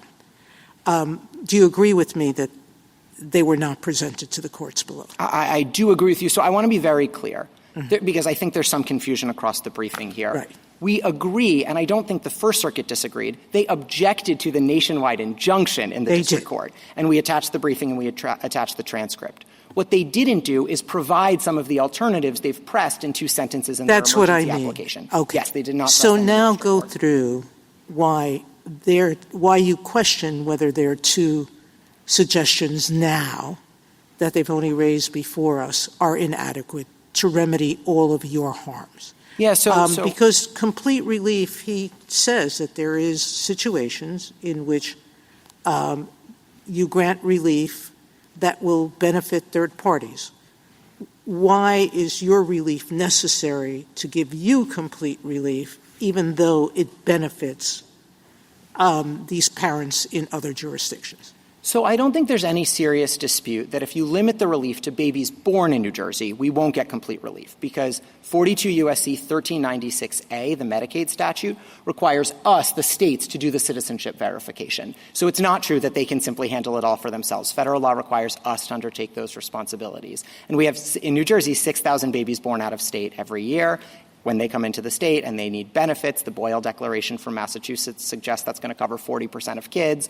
They come into our state, they need benefits. We have to do citizenship verifications, which is a burden for us. That's for you in New Jersey, but there's, I think, how many states? That's just an example. We have 23 attorneys general in this state. 23 exactly right. attorney generals. So 23 states are going to have babies who were born somewhere else without a birth certificate that you're now, if they move into your state, going to have to do checking on. And that comes to the United States' alternative, Justice Sotomayor, which is they say, okay, maybe their citizenship turns on when they enter New Jersey, maybe for some purposes, maybe for all purposes, depending on which sentence you're looking at in the emergency application.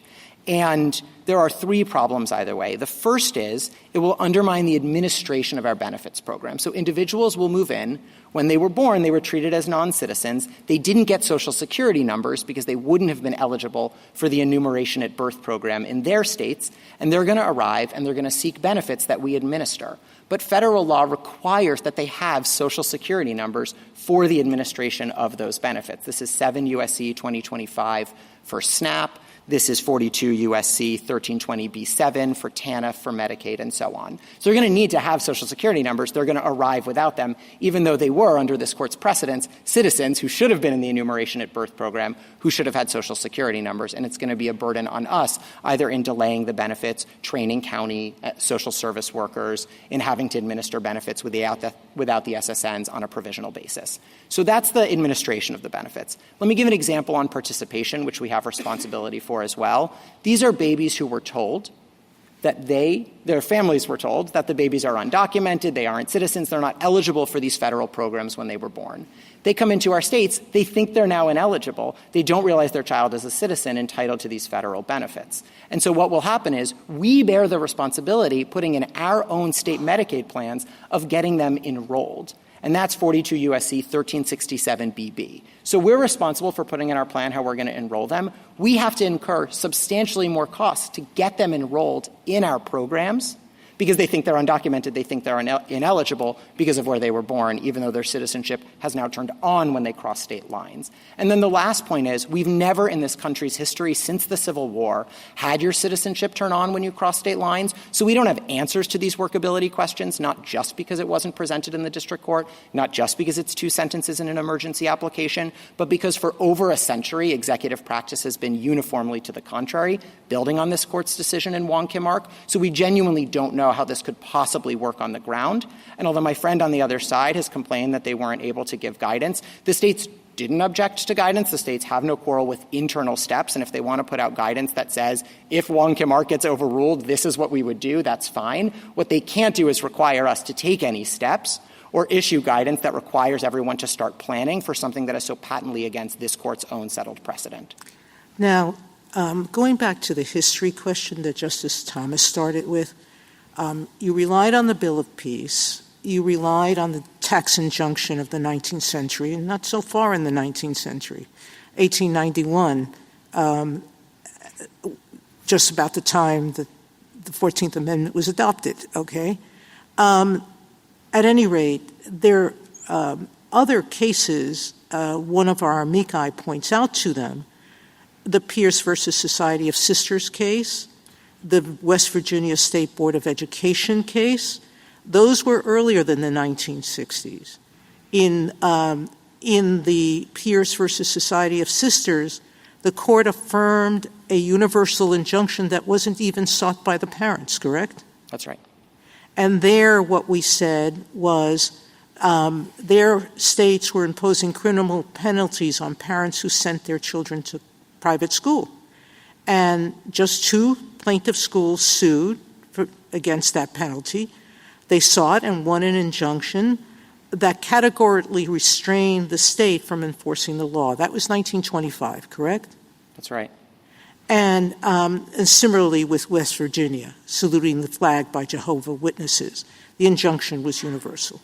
So in answer to Justice Gorsuch's point, we've had universal injunctions in some form, correct, since the founding. That's right. If I can make 2 points on that, Justice Sotomayor. Correct? Exactly. So I agree with your reading of the equitable history, that it goes back from the English Pill of Peace through Equity Rule 48, through the tax collection injunctions, through Equity Rule X, through the Ex parte Young period you're referring to, through AARP just a few weeks ago. So I agree with your read of the history. But I just want to make one quick point. Well, let me go ahead. Make your point, but I want to finish this thought, which is you started earlier by saying universal injunction should not be the preferred remedy, and it should be limited. You've suggested 3 ways to limit it.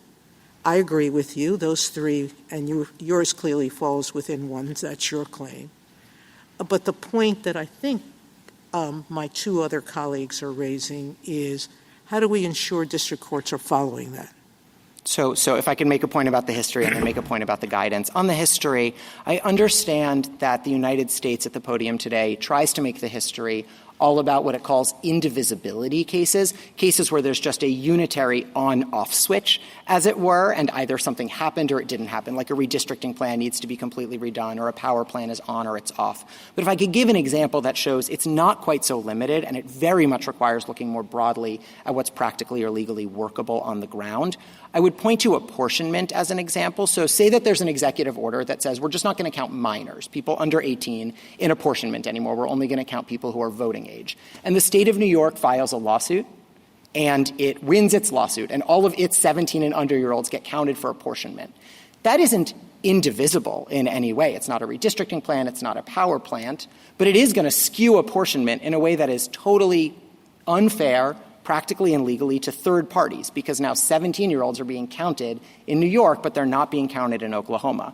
And you would end up messing up apportionment between states for that very reason. And that shows, as just a broader insight, that we've always looked to the harms that third parties will suffer as negative externalities of court orders. And that's our submission here, that to accept what the United States wants as against our injunction and to say that it turns on or off when you cross state lines doesn't just harm the administration of our benefits, doesn't just even harm enrollment in our benefits, also puts chaos on the ground where people's citizenship turns on and off when you cross state lines. If ICE has initiated a removal proceeding when you live in Philly and you move to Camden, I suppose the ICE removal is supposed to turn off at that point, potentially, because your citizenship status has changed. I don't know if you lose it if you move back to Philly, whether you were born in New Jersey or born in Philly, move to Camden and move back. It's a very porous part of the country. I don't know if the ICE removal turns back on when you cross state lines again. And that sort of chaos on the ground, those implementation questions we don't know, are serious third-party harms we've always taken into account. This is North Carolina versus Covington, where courts ask what's workable as an injunction matter, and it's also the winter factors, where Factor 3 looks at the balance of the equities between the parties and workability and harm to them, and Winter Factor 4 looks at public interest and the negative externalities and workability problems we're imposing on others. Justice Kagan? General, you've had a chance to talk about your administrative costs and the workability problems that New Jersey would confront. But how about this magnet problem? I mean, it strikes me as completely obvious that if you have 2 states and they have different rules for citizenship and one benefits babies and the other doesn't, that everybody moves to the state where the more favorable rule exists. But why is it that preventing that harm from happening should count as providing you with complete relief? So I think actually my point is somewhat different. I agree with you that the incentives could potentially factor into the calculus because we're ultimately experiencing some harm we might not otherwise to our benefits programs. But my point is different. Even if you just take normal migration for New Jersey, 6,000 babies born out of state, 8% or 8 million every year traveling across state lines, without worrying about the incentives, we're going to be looking at that problem for how we administer benefits programs. I got that. Are you saying we shouldn't consider? No, I think you can. I think you can, Your Honor, and it's because of the nature of three things together. One is it's the movement, but it's not just the movement. Two is it's the fact that citizenship historically was something you had at birth or didn't have at birth, and so you arrived to our state, in theory, without birthright citizenship because you would have been told when you're born in the hospital what you have or don't. And then the third, and this is really important, is the way that citizenship permeates so much, not just for individuals, but for what states are obligated to do, whether it's citizenship verification eligibility, whether it's enrollment in our own programs. Over and over, you see citizenship in Congress's own laws as the on or off switch for our own administration of benefits, and that's actually sort of unique. So I don't think every time people move between states, you automatically need to have a nationwide injunction. What you need is a demonstration about how that's going to contribute to the state's harm, and then, I think this is really important to colloquies you were having with the United States earlier, a court could, in an appropriate case, say, well, sure, state, you might have to keep some of the harm. We're only going to remedy 90% of your harm because it's too disruptive to everyone else.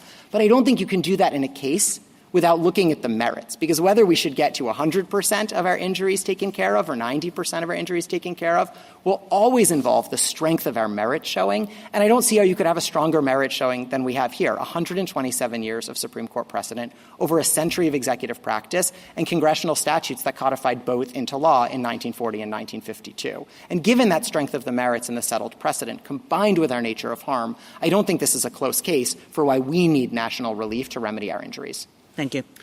Justice Gorsuch, Justice Kavanaugh, Justice Barrett. I have a question about the history. So Grupo tells us that we have to look back to 1789 in the High Court of Chancery.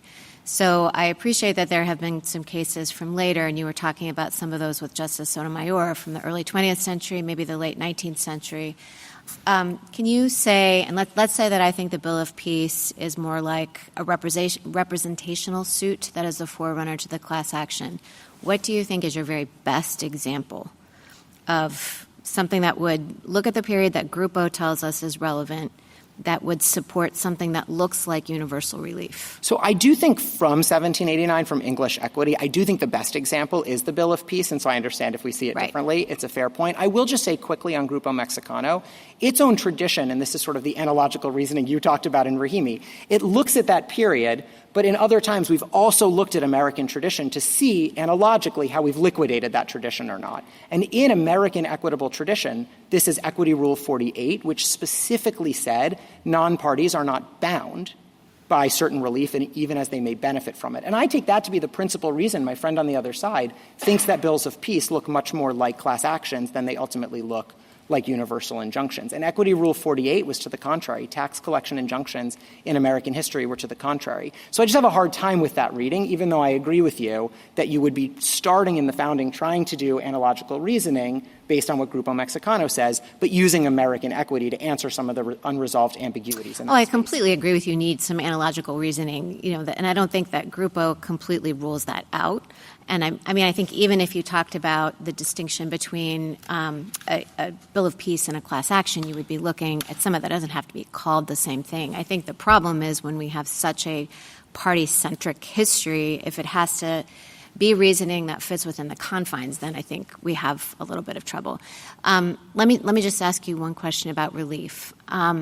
So let's say that I think that the states do need something broader in order to have complete relief, even if the universal injunction is too broad and inconsistent with Grupo. That isn't how the court below approached the question, because that isn't what the court below thought it had to do, because the court below thought it could just enter a universal injunction. So how would I go about crafting some sort of holding or decretal language that would take care of you and the fact that you need maybe broader complete relief than maybe an individual plaintiff would, right? because the district court didn't go through that analysis, the analysis that you're telling us today. So tell me practically what that would look like. So I think the district court in the Massachusetts case did actually do a very good job of this. It specifically said, I'm saying New Jersey as a stand-in, 23 attorneys general. Yeah. The states need this relief. And he didn't grant universal relief to the individual plaintiffs in that case. So he did actually craft different relief for different parties. And he said this is necessary for us. Part of why we're talking about alternatives in a different way at the podium today is because these alternatives were not presented to the district court. So the district court just had before him the idea that maybe we have to eat some harms or maybe we get universal relief. And of course we need universal relief given the strength of the merits showing as between those choices. I think what you could say is here there were two sentences in an emergency application that raise new alternative ways to remedy the harms. Those sorts of things need to be raised to the district court, and when they are raised to district courts in appropriate cases, when states file suit, courts should ask first, are those alternatives going to be practically or legally workable for the plaintiffs and for third parties? I agree to Justice Gorsuch's point. If the federal government wants to take on its own burdens, it can do so, but it can't just say that for third parties. But you're talking about what would happen in the future. I'm talking about what would happen to you now. Oh, so I think if the United States seriously wanted to press these alternative with facts about how they would work and put that before the district court, parties can always put new alternatives and a motion to dissolve an injunction before the district court. That's something that has happened regularly when there's changed circumstances or new alternatives.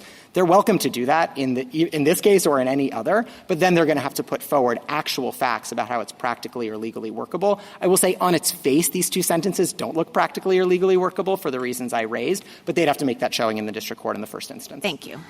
Justice Jackson? So I guess I'm kind of hung up on the posture in which we find ourselves looking at these issues. Justice Alito, I think, focused on this a little bit, when he says that the district court makes this initial determination. It turns out to be wrong. The remedy, I thought, was to appeal. And I guess, for me, the question is whether and under what circumstances the government keeps on doing the thing that the court has found unlawful while the litigation is proceeding to determine whether or not the government's activity violates the law. We're sort of in an interim posture. Many of your arguments, and I appreciate them, are kind of couched in, the state is going to need complete relief for their injury, and that's true definitely as a final matter. But here we are at the beginning of this litigation. No one has determined whether or not the government's conduct is actually unlawful. We have a district court, several district courts, and now courts of appeals that say it is, and so, as an interim matter, we are saying the government has to stop doing it while we litigate the issue of the unlawfulness. To me, that kind of puts the whole thing in a different frame. It's sort of like, why isn't the question in this posture, in this circumstance, can the government or has the government shown that it is going to suffer some sort of harm from being made to completely stop this activity while we're litigating the lawfulness of the conduct? I don't understand. And then you say, yes, we're going to suffer harm. This is the balance of the equities that, part of the PI and the stay showing. But I just don't understand why that's not the focus here.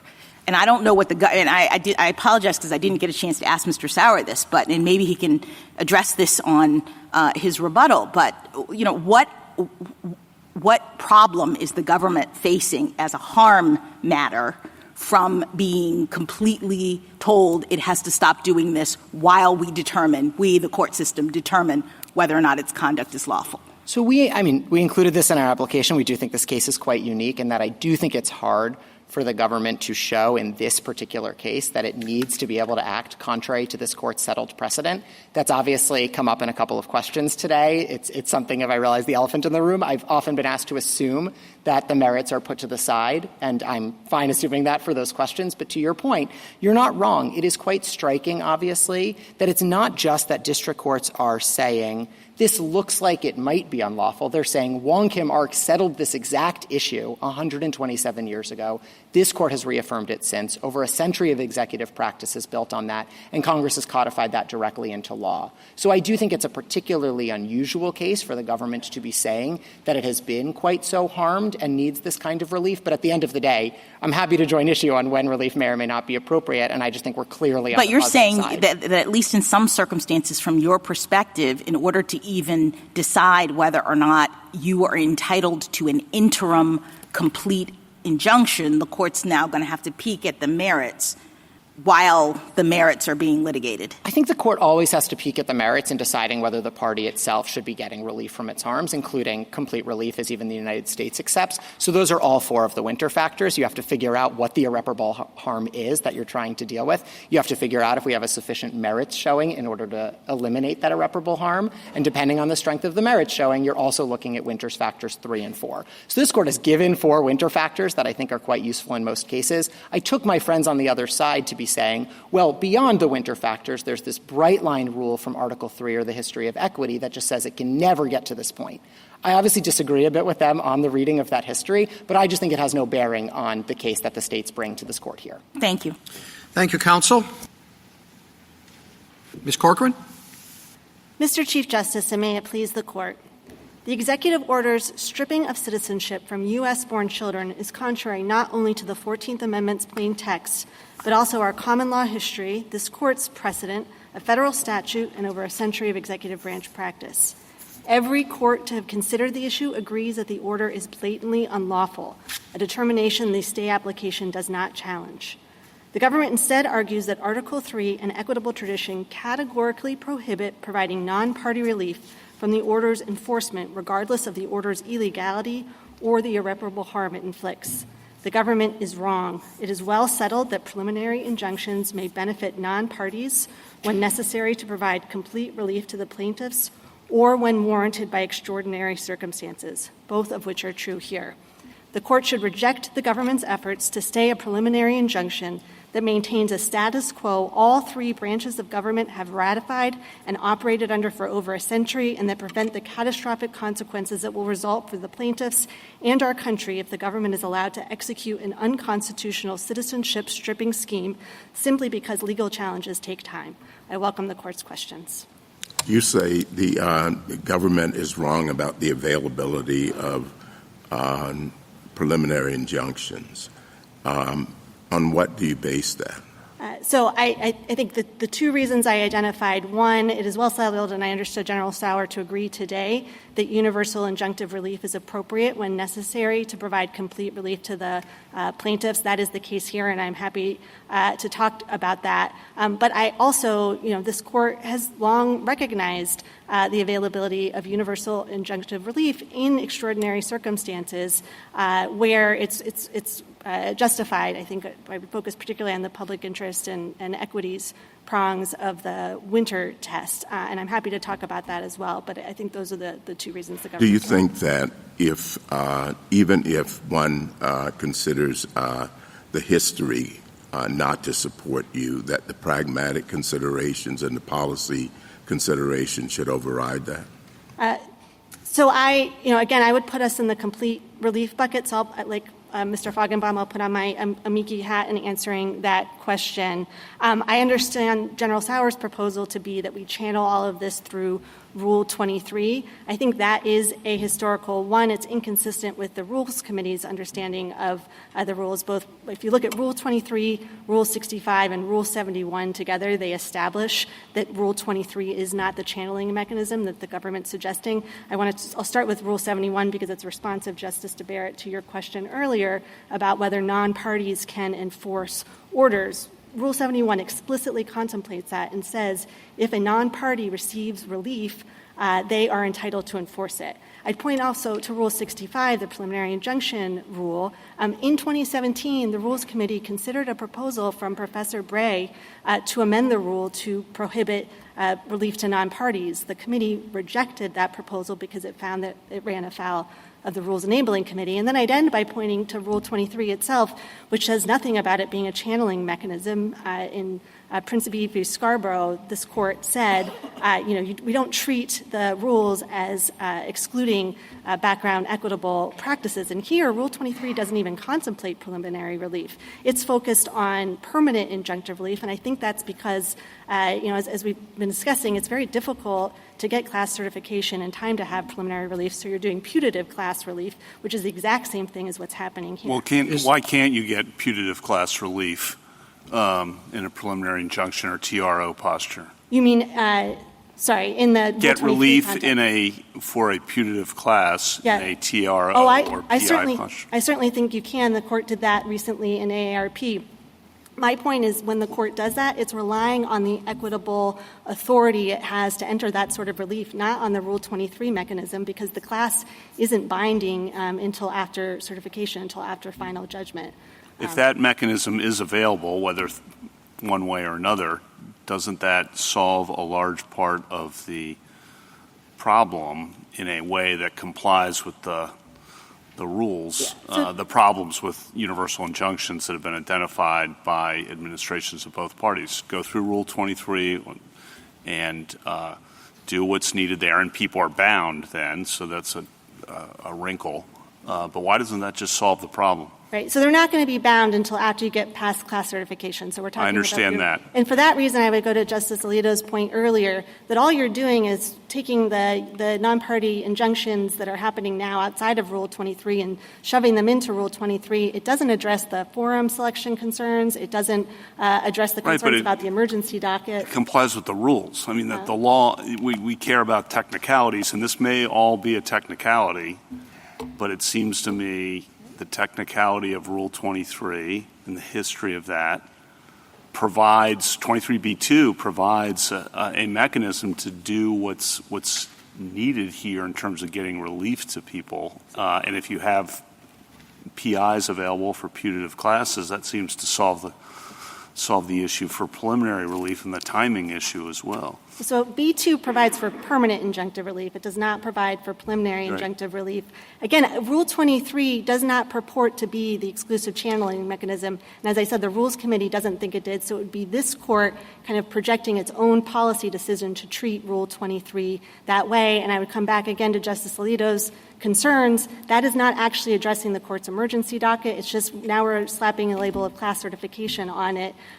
So I would and I'll make a second point on that and then say what I think the better way of approaching the problem is, which is I think that General Sauer and I are in agreement that the Venn diagram of cases that are appropriate for class certification and where injunctive relief I think would be appropriate is not coterminous. I think we could pursue successfully class certification here. I heard General Sauer to disagree, and I think it's because they're just different circumstances. If you look at the class certification requirements, commonality, typicality, they were actually added to Rule 23 in 1966, mostly to address the expansion of class certification to include damages suits. That makes sense there. But those were never requirements prior to 1966. Ms. Corcoran, on the class certification point you've been developing, one response might be, and I just want to get your reaction to it, that by proceeding through the class mechanism, even a putative class mechanism, a court is making a preliminary assessment about who are the parties going to be before it and issuing interim relief so that it preserves its jurisdiction to issue final relief with respect to those parties. And that's very different, the argument would go, than simply saying everybody everywhere, nationwide, universally, or perhaps cosmically, stands to benefit from this decision without ever having to suffer being bound by it.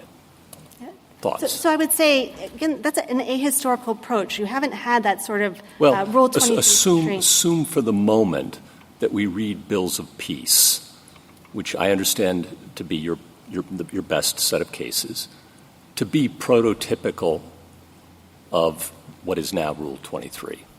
Right. And so the bills of peace and kind of going through, as Mr. Feigenbaum was talking about, Equity Rule 48 and then 38, In none of those circumstances were we doing this ex ante class certification determination. So the modern class action device actually looks quite different than it was for representative suits historically. So it would be putting on an ahistorical constraint. I appreciate that argument, okay, but that now we're haggling over the history, which we have to do, I accept. But if bills of peace are understood, again, accept the premise, to be predecessors of Rule 23, then respond to the point that there is something fundamentally different about a preliminary injunction to a putative class that you found is likely to be certified and likely to succeed on the merits in order to preserve that court's jurisdiction to award ultimate relief to those parties before it, and that's categorically different than a universal injunction. So starting with the presumption that was different about the bills of peace is that they were binding, I think sometimes, it's not clear always,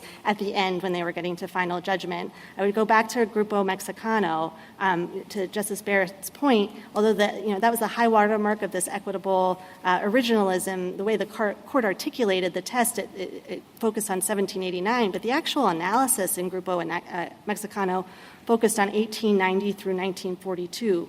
And what the court found there is that there were numerous cases expressly rejecting the Moreva injunction, and that was confirmed in the 1970s when England adopted it and said, no, we've never done this before. We are in an entirely different world here. One, the cases that Justice Sotomayor laid out earlier all come from between 1890 and 1942, and they suggest that non-party relief was provided for outside of the class action context. But the fact that we have, I think, these very studied scholars in this rigorous debate about what the bills of peace meant, what the railroad cases meant, I think shows that this is very different in Grupo Mexicano. And for the court to kind of delve into that and adopt the categorical rule that the government is suggesting, I think is certainly an overcorrection. It's a hornet's nest on Article 3, right? It calls into concern APA, class action, a whole sort of things. I would suggest that the court instead focus on providing limiting principles within the confines of the Nikin factors of the window. Is there a practical problem? So I want to put aside the history, and I take your points on that, and why you don't think Rule 23 fits. I take your point on that. But if putative class actions and preliminary relief are an option, what then is the practical problem you see as distinct from the current regime? Well, if General Sauer is right in that there are class certification problems here, then in this particular case, you're going to have thousands of Okay, I think suits. You would be arguing that the class should be certified here. Right, but I'm saying the government is so more generally, taking it out of this case, if you could, do you see practical problems? Yeah, it would eliminate the associational standing trade cases, the cases brought by the Chamber of Commerce, the NRA, other associations that aren't suitable for class certification. I think also the questions, again... Can you explain that? Well, they wouldn't... So if we were to seek cert, it would be on behalf of our individual plaintiffs, for the same reason that the government would have difficulty seeking class certification. The state government, I think associations are not necessarily a good fit for that framework. Again, that's also not solving the court's problem. It's just channeling the problems through a different mechanism. I don't think that can be solved, just to be honest, but that's a separate issue from what the right rule is as to how things transpire in the district courts. Could I perhaps try to solve it in a different way? What I would suggest, we spent some time trying to catalog the cases in which this court has approved universal injunctive relief and the cases in which it's rejected it with the aim of giving the court maybe a suggestion on how it might affirmatively articulate some limiting principles such that you would not be getting the injunctions that the court thinks are inappropriate, but the ones that the court has approved would still be able to proceed. Again, that's not the categorical rule that the government is suggesting. I think roughly what the court has been doing is saying that universal injunctions are appropriate only in facial challenges involving fundamental constitutional rights where there are real concerns about whether just the legal and practical availability of relief to similarly situated parties who are also going to experience irreparable harm. I think that maybe explains AARP. Most recently, IRAP would fall into that category. Chrysophus, the New York eviction case, would fall in that category. On the other side of the ledger, the court seems to disapprove quite a bit of nationwide injunctions involving discretionary benefits. So that's some of the recent ones that you have undone or stayed. So I think what the court could do is kind of identifying limiting principles that would provide guidance to the lower courts on when it's appropriate to issue these injunctions. The natural home for that is the public interest prong of the Winter test, right? If you're going to issue an injunction that's going to have an impact on other people's, you need to be doing a really muscular public interest assessment before doing that. So that's what I would urge the court. Ms. Corcoran, are you pushing back on the class certification idea because you're worried that there are cases where there will be no certification, but in which broad relief is in fact appropriate, so yes. that the two categories don't line up?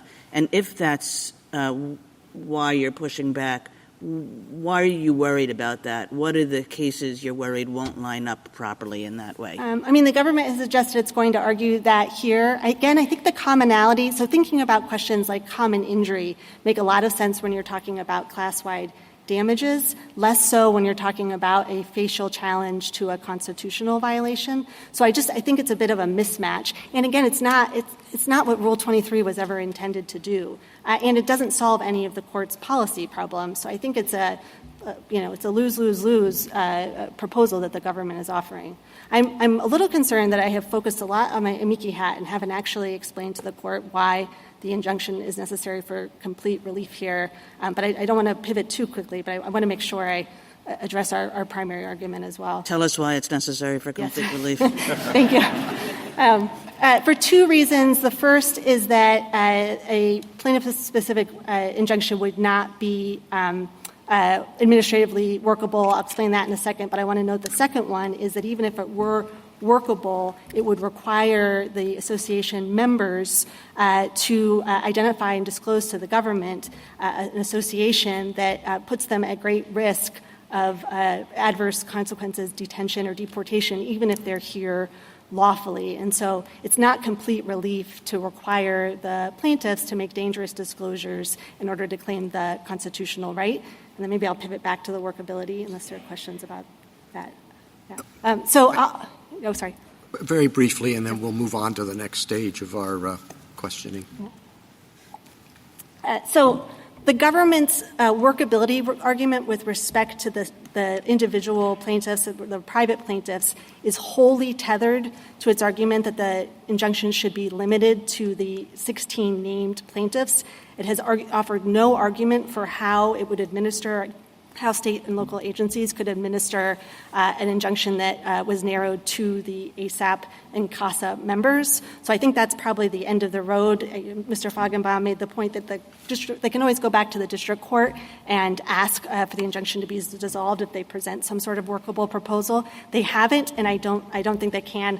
I don't want to talk for too long, but if anyone is interested, I'm happy to answer questions about why I think it's I'm unworkable. sure someone will be. Yeah. Thank you, though, Counsel. Justice Thomas? Justice Alito? Should we decide or make up our minds on the underlying birthright citizenship question without briefing and argument and deliberation?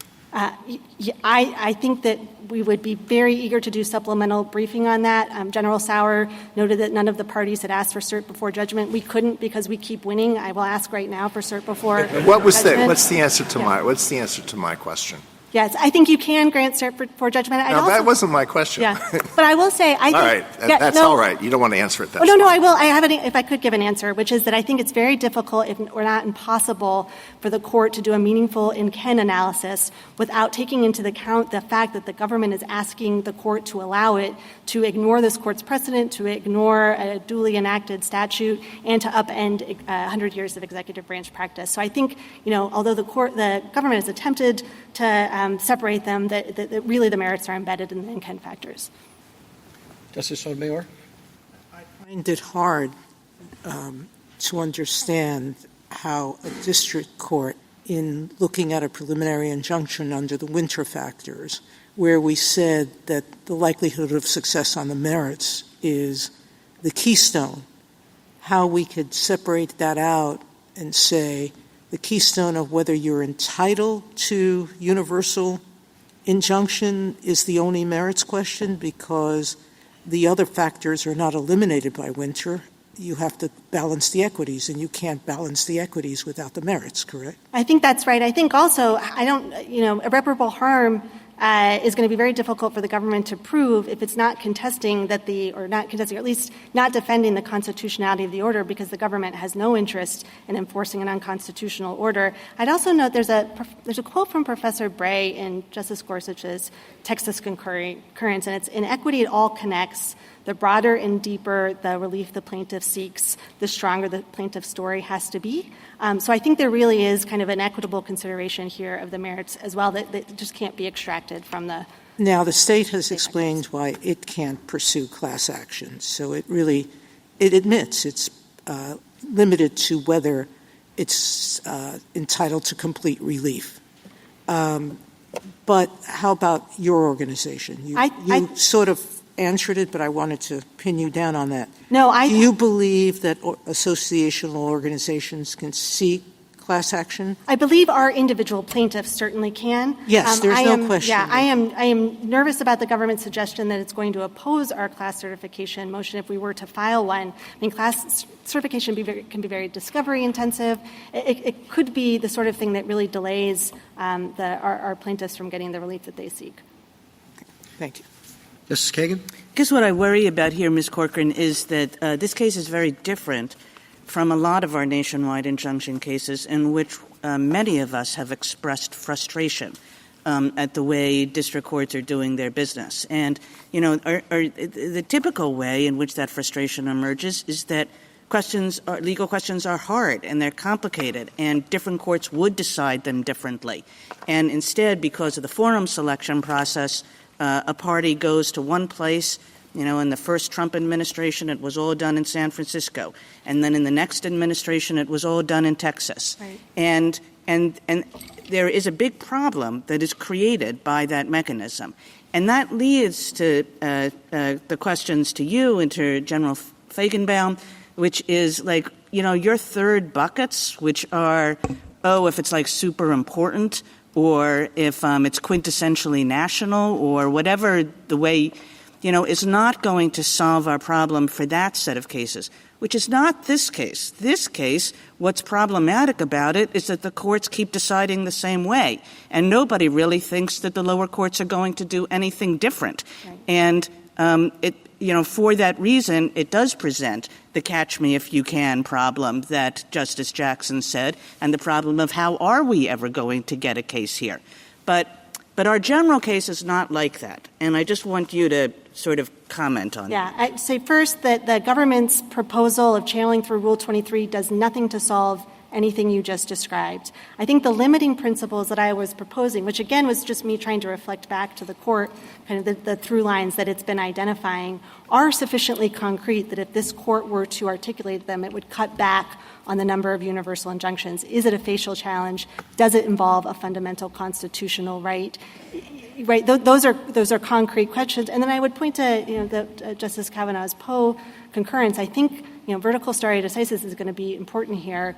When courts enter these sorts of injunctions, they are immediately appealable to the courts of appeals. So if there are any district courts that are kind of getting over their skis on these, it's correctable by the courts of appeals. Justice Gorsuch, Justice Kavanaugh? Some of your concerns about this court being involved, because I'm not sure I really understand that. When a president or an administration enacts some major new rule, the question ultimately, and it's legally challenged, ultimately it'll be a year or two from now, it'll get here and we'll make a final judgment. But the interim status of that rule, as this case illustrates, and many others, vaccine mandate, eviction moratorium, go down the list, they're really important whether they're in effect for that year or two. And I guess I don't know why we you should be concerned or we should be concerned about this court playing a role in this. Oh, I don't have concerns about that. I was responding to General Sauer's point that this has become pathological in the number of universal injunctions that are making its way onto the court's emergency docket. Just because there are more significant executive actions over the last 3 decades. I certainly agree with that. And that are at the Loper Bright and our West Virginia versus EPA are arguably some part of that story as well. I agree completely. And to answer the question you asked General Sauer earlier about why have we seen this proliferation of these universal injunctions, I think it's directly, I would say first that the government, I think, pretty dramatically overstates them. It's double counting TROs and PIs in the same case. But if you look at the number of executive actions in the first 6 weeks of this administration, it's more than any other president issued in a year dating back to 1951 during the Korean War. But I don't want to sing. I mean, it's it's going back. It's bipartisan phenomenon, completely bipartisan, and completely, in my view, well-intentioned because presidents want to get things done. Right. And I get that. I agree with that. I think it's directly correlated to the number of unilateral executive actions we've seen over the last few years. Administrations. Justice Barrett? Mr. Corcoran, I just have one question. You said that you're in bucket 1, so you felt like you were playing kind of the amici role. I understand why you might think you're in bucket 1 for the associational point. Do you think you're in bucket 1 for individual plaintiffs?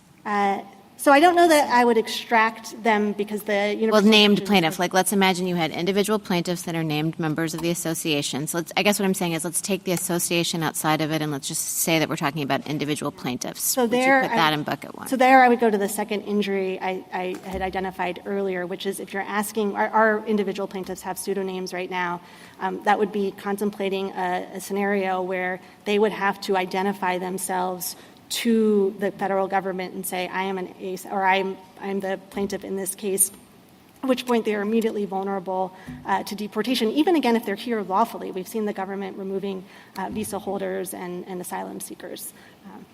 Justice Jackson? So I think I understand your arguments. There's just one little piece of it that is confusing to me, and I hope you can clarify. So if we view the relief in this case and others like it to be a judgment ordering the defendant not to do something that the court has found to be likely, because we're in the interim stage, unlawful, are non-parties in that situation actually getting relief, or are they just incidental beneficiaries of an order requiring the government not to do this harmful thing? I thought it was the latter.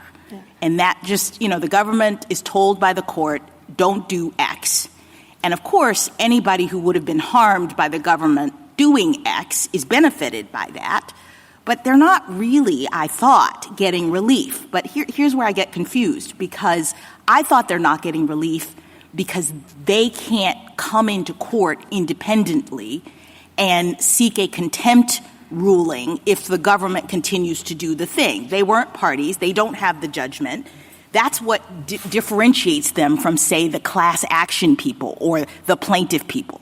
The reason why we have the rules for class action, et cetera, is because at the end of the day, the members of the class are getting a judgment that they can then use to enforce this obligation as against the government, whereas the people in the universal injunction world are just benefiting if the government actually follows the order. Yeah, I think that what you're articulating is consistent with a long history of precedent and practice. I mean, it's the classic REM case, right, making a declaration about property. I think Professor Fander's amicus brief is really helpful on that. He talks about the patent laws.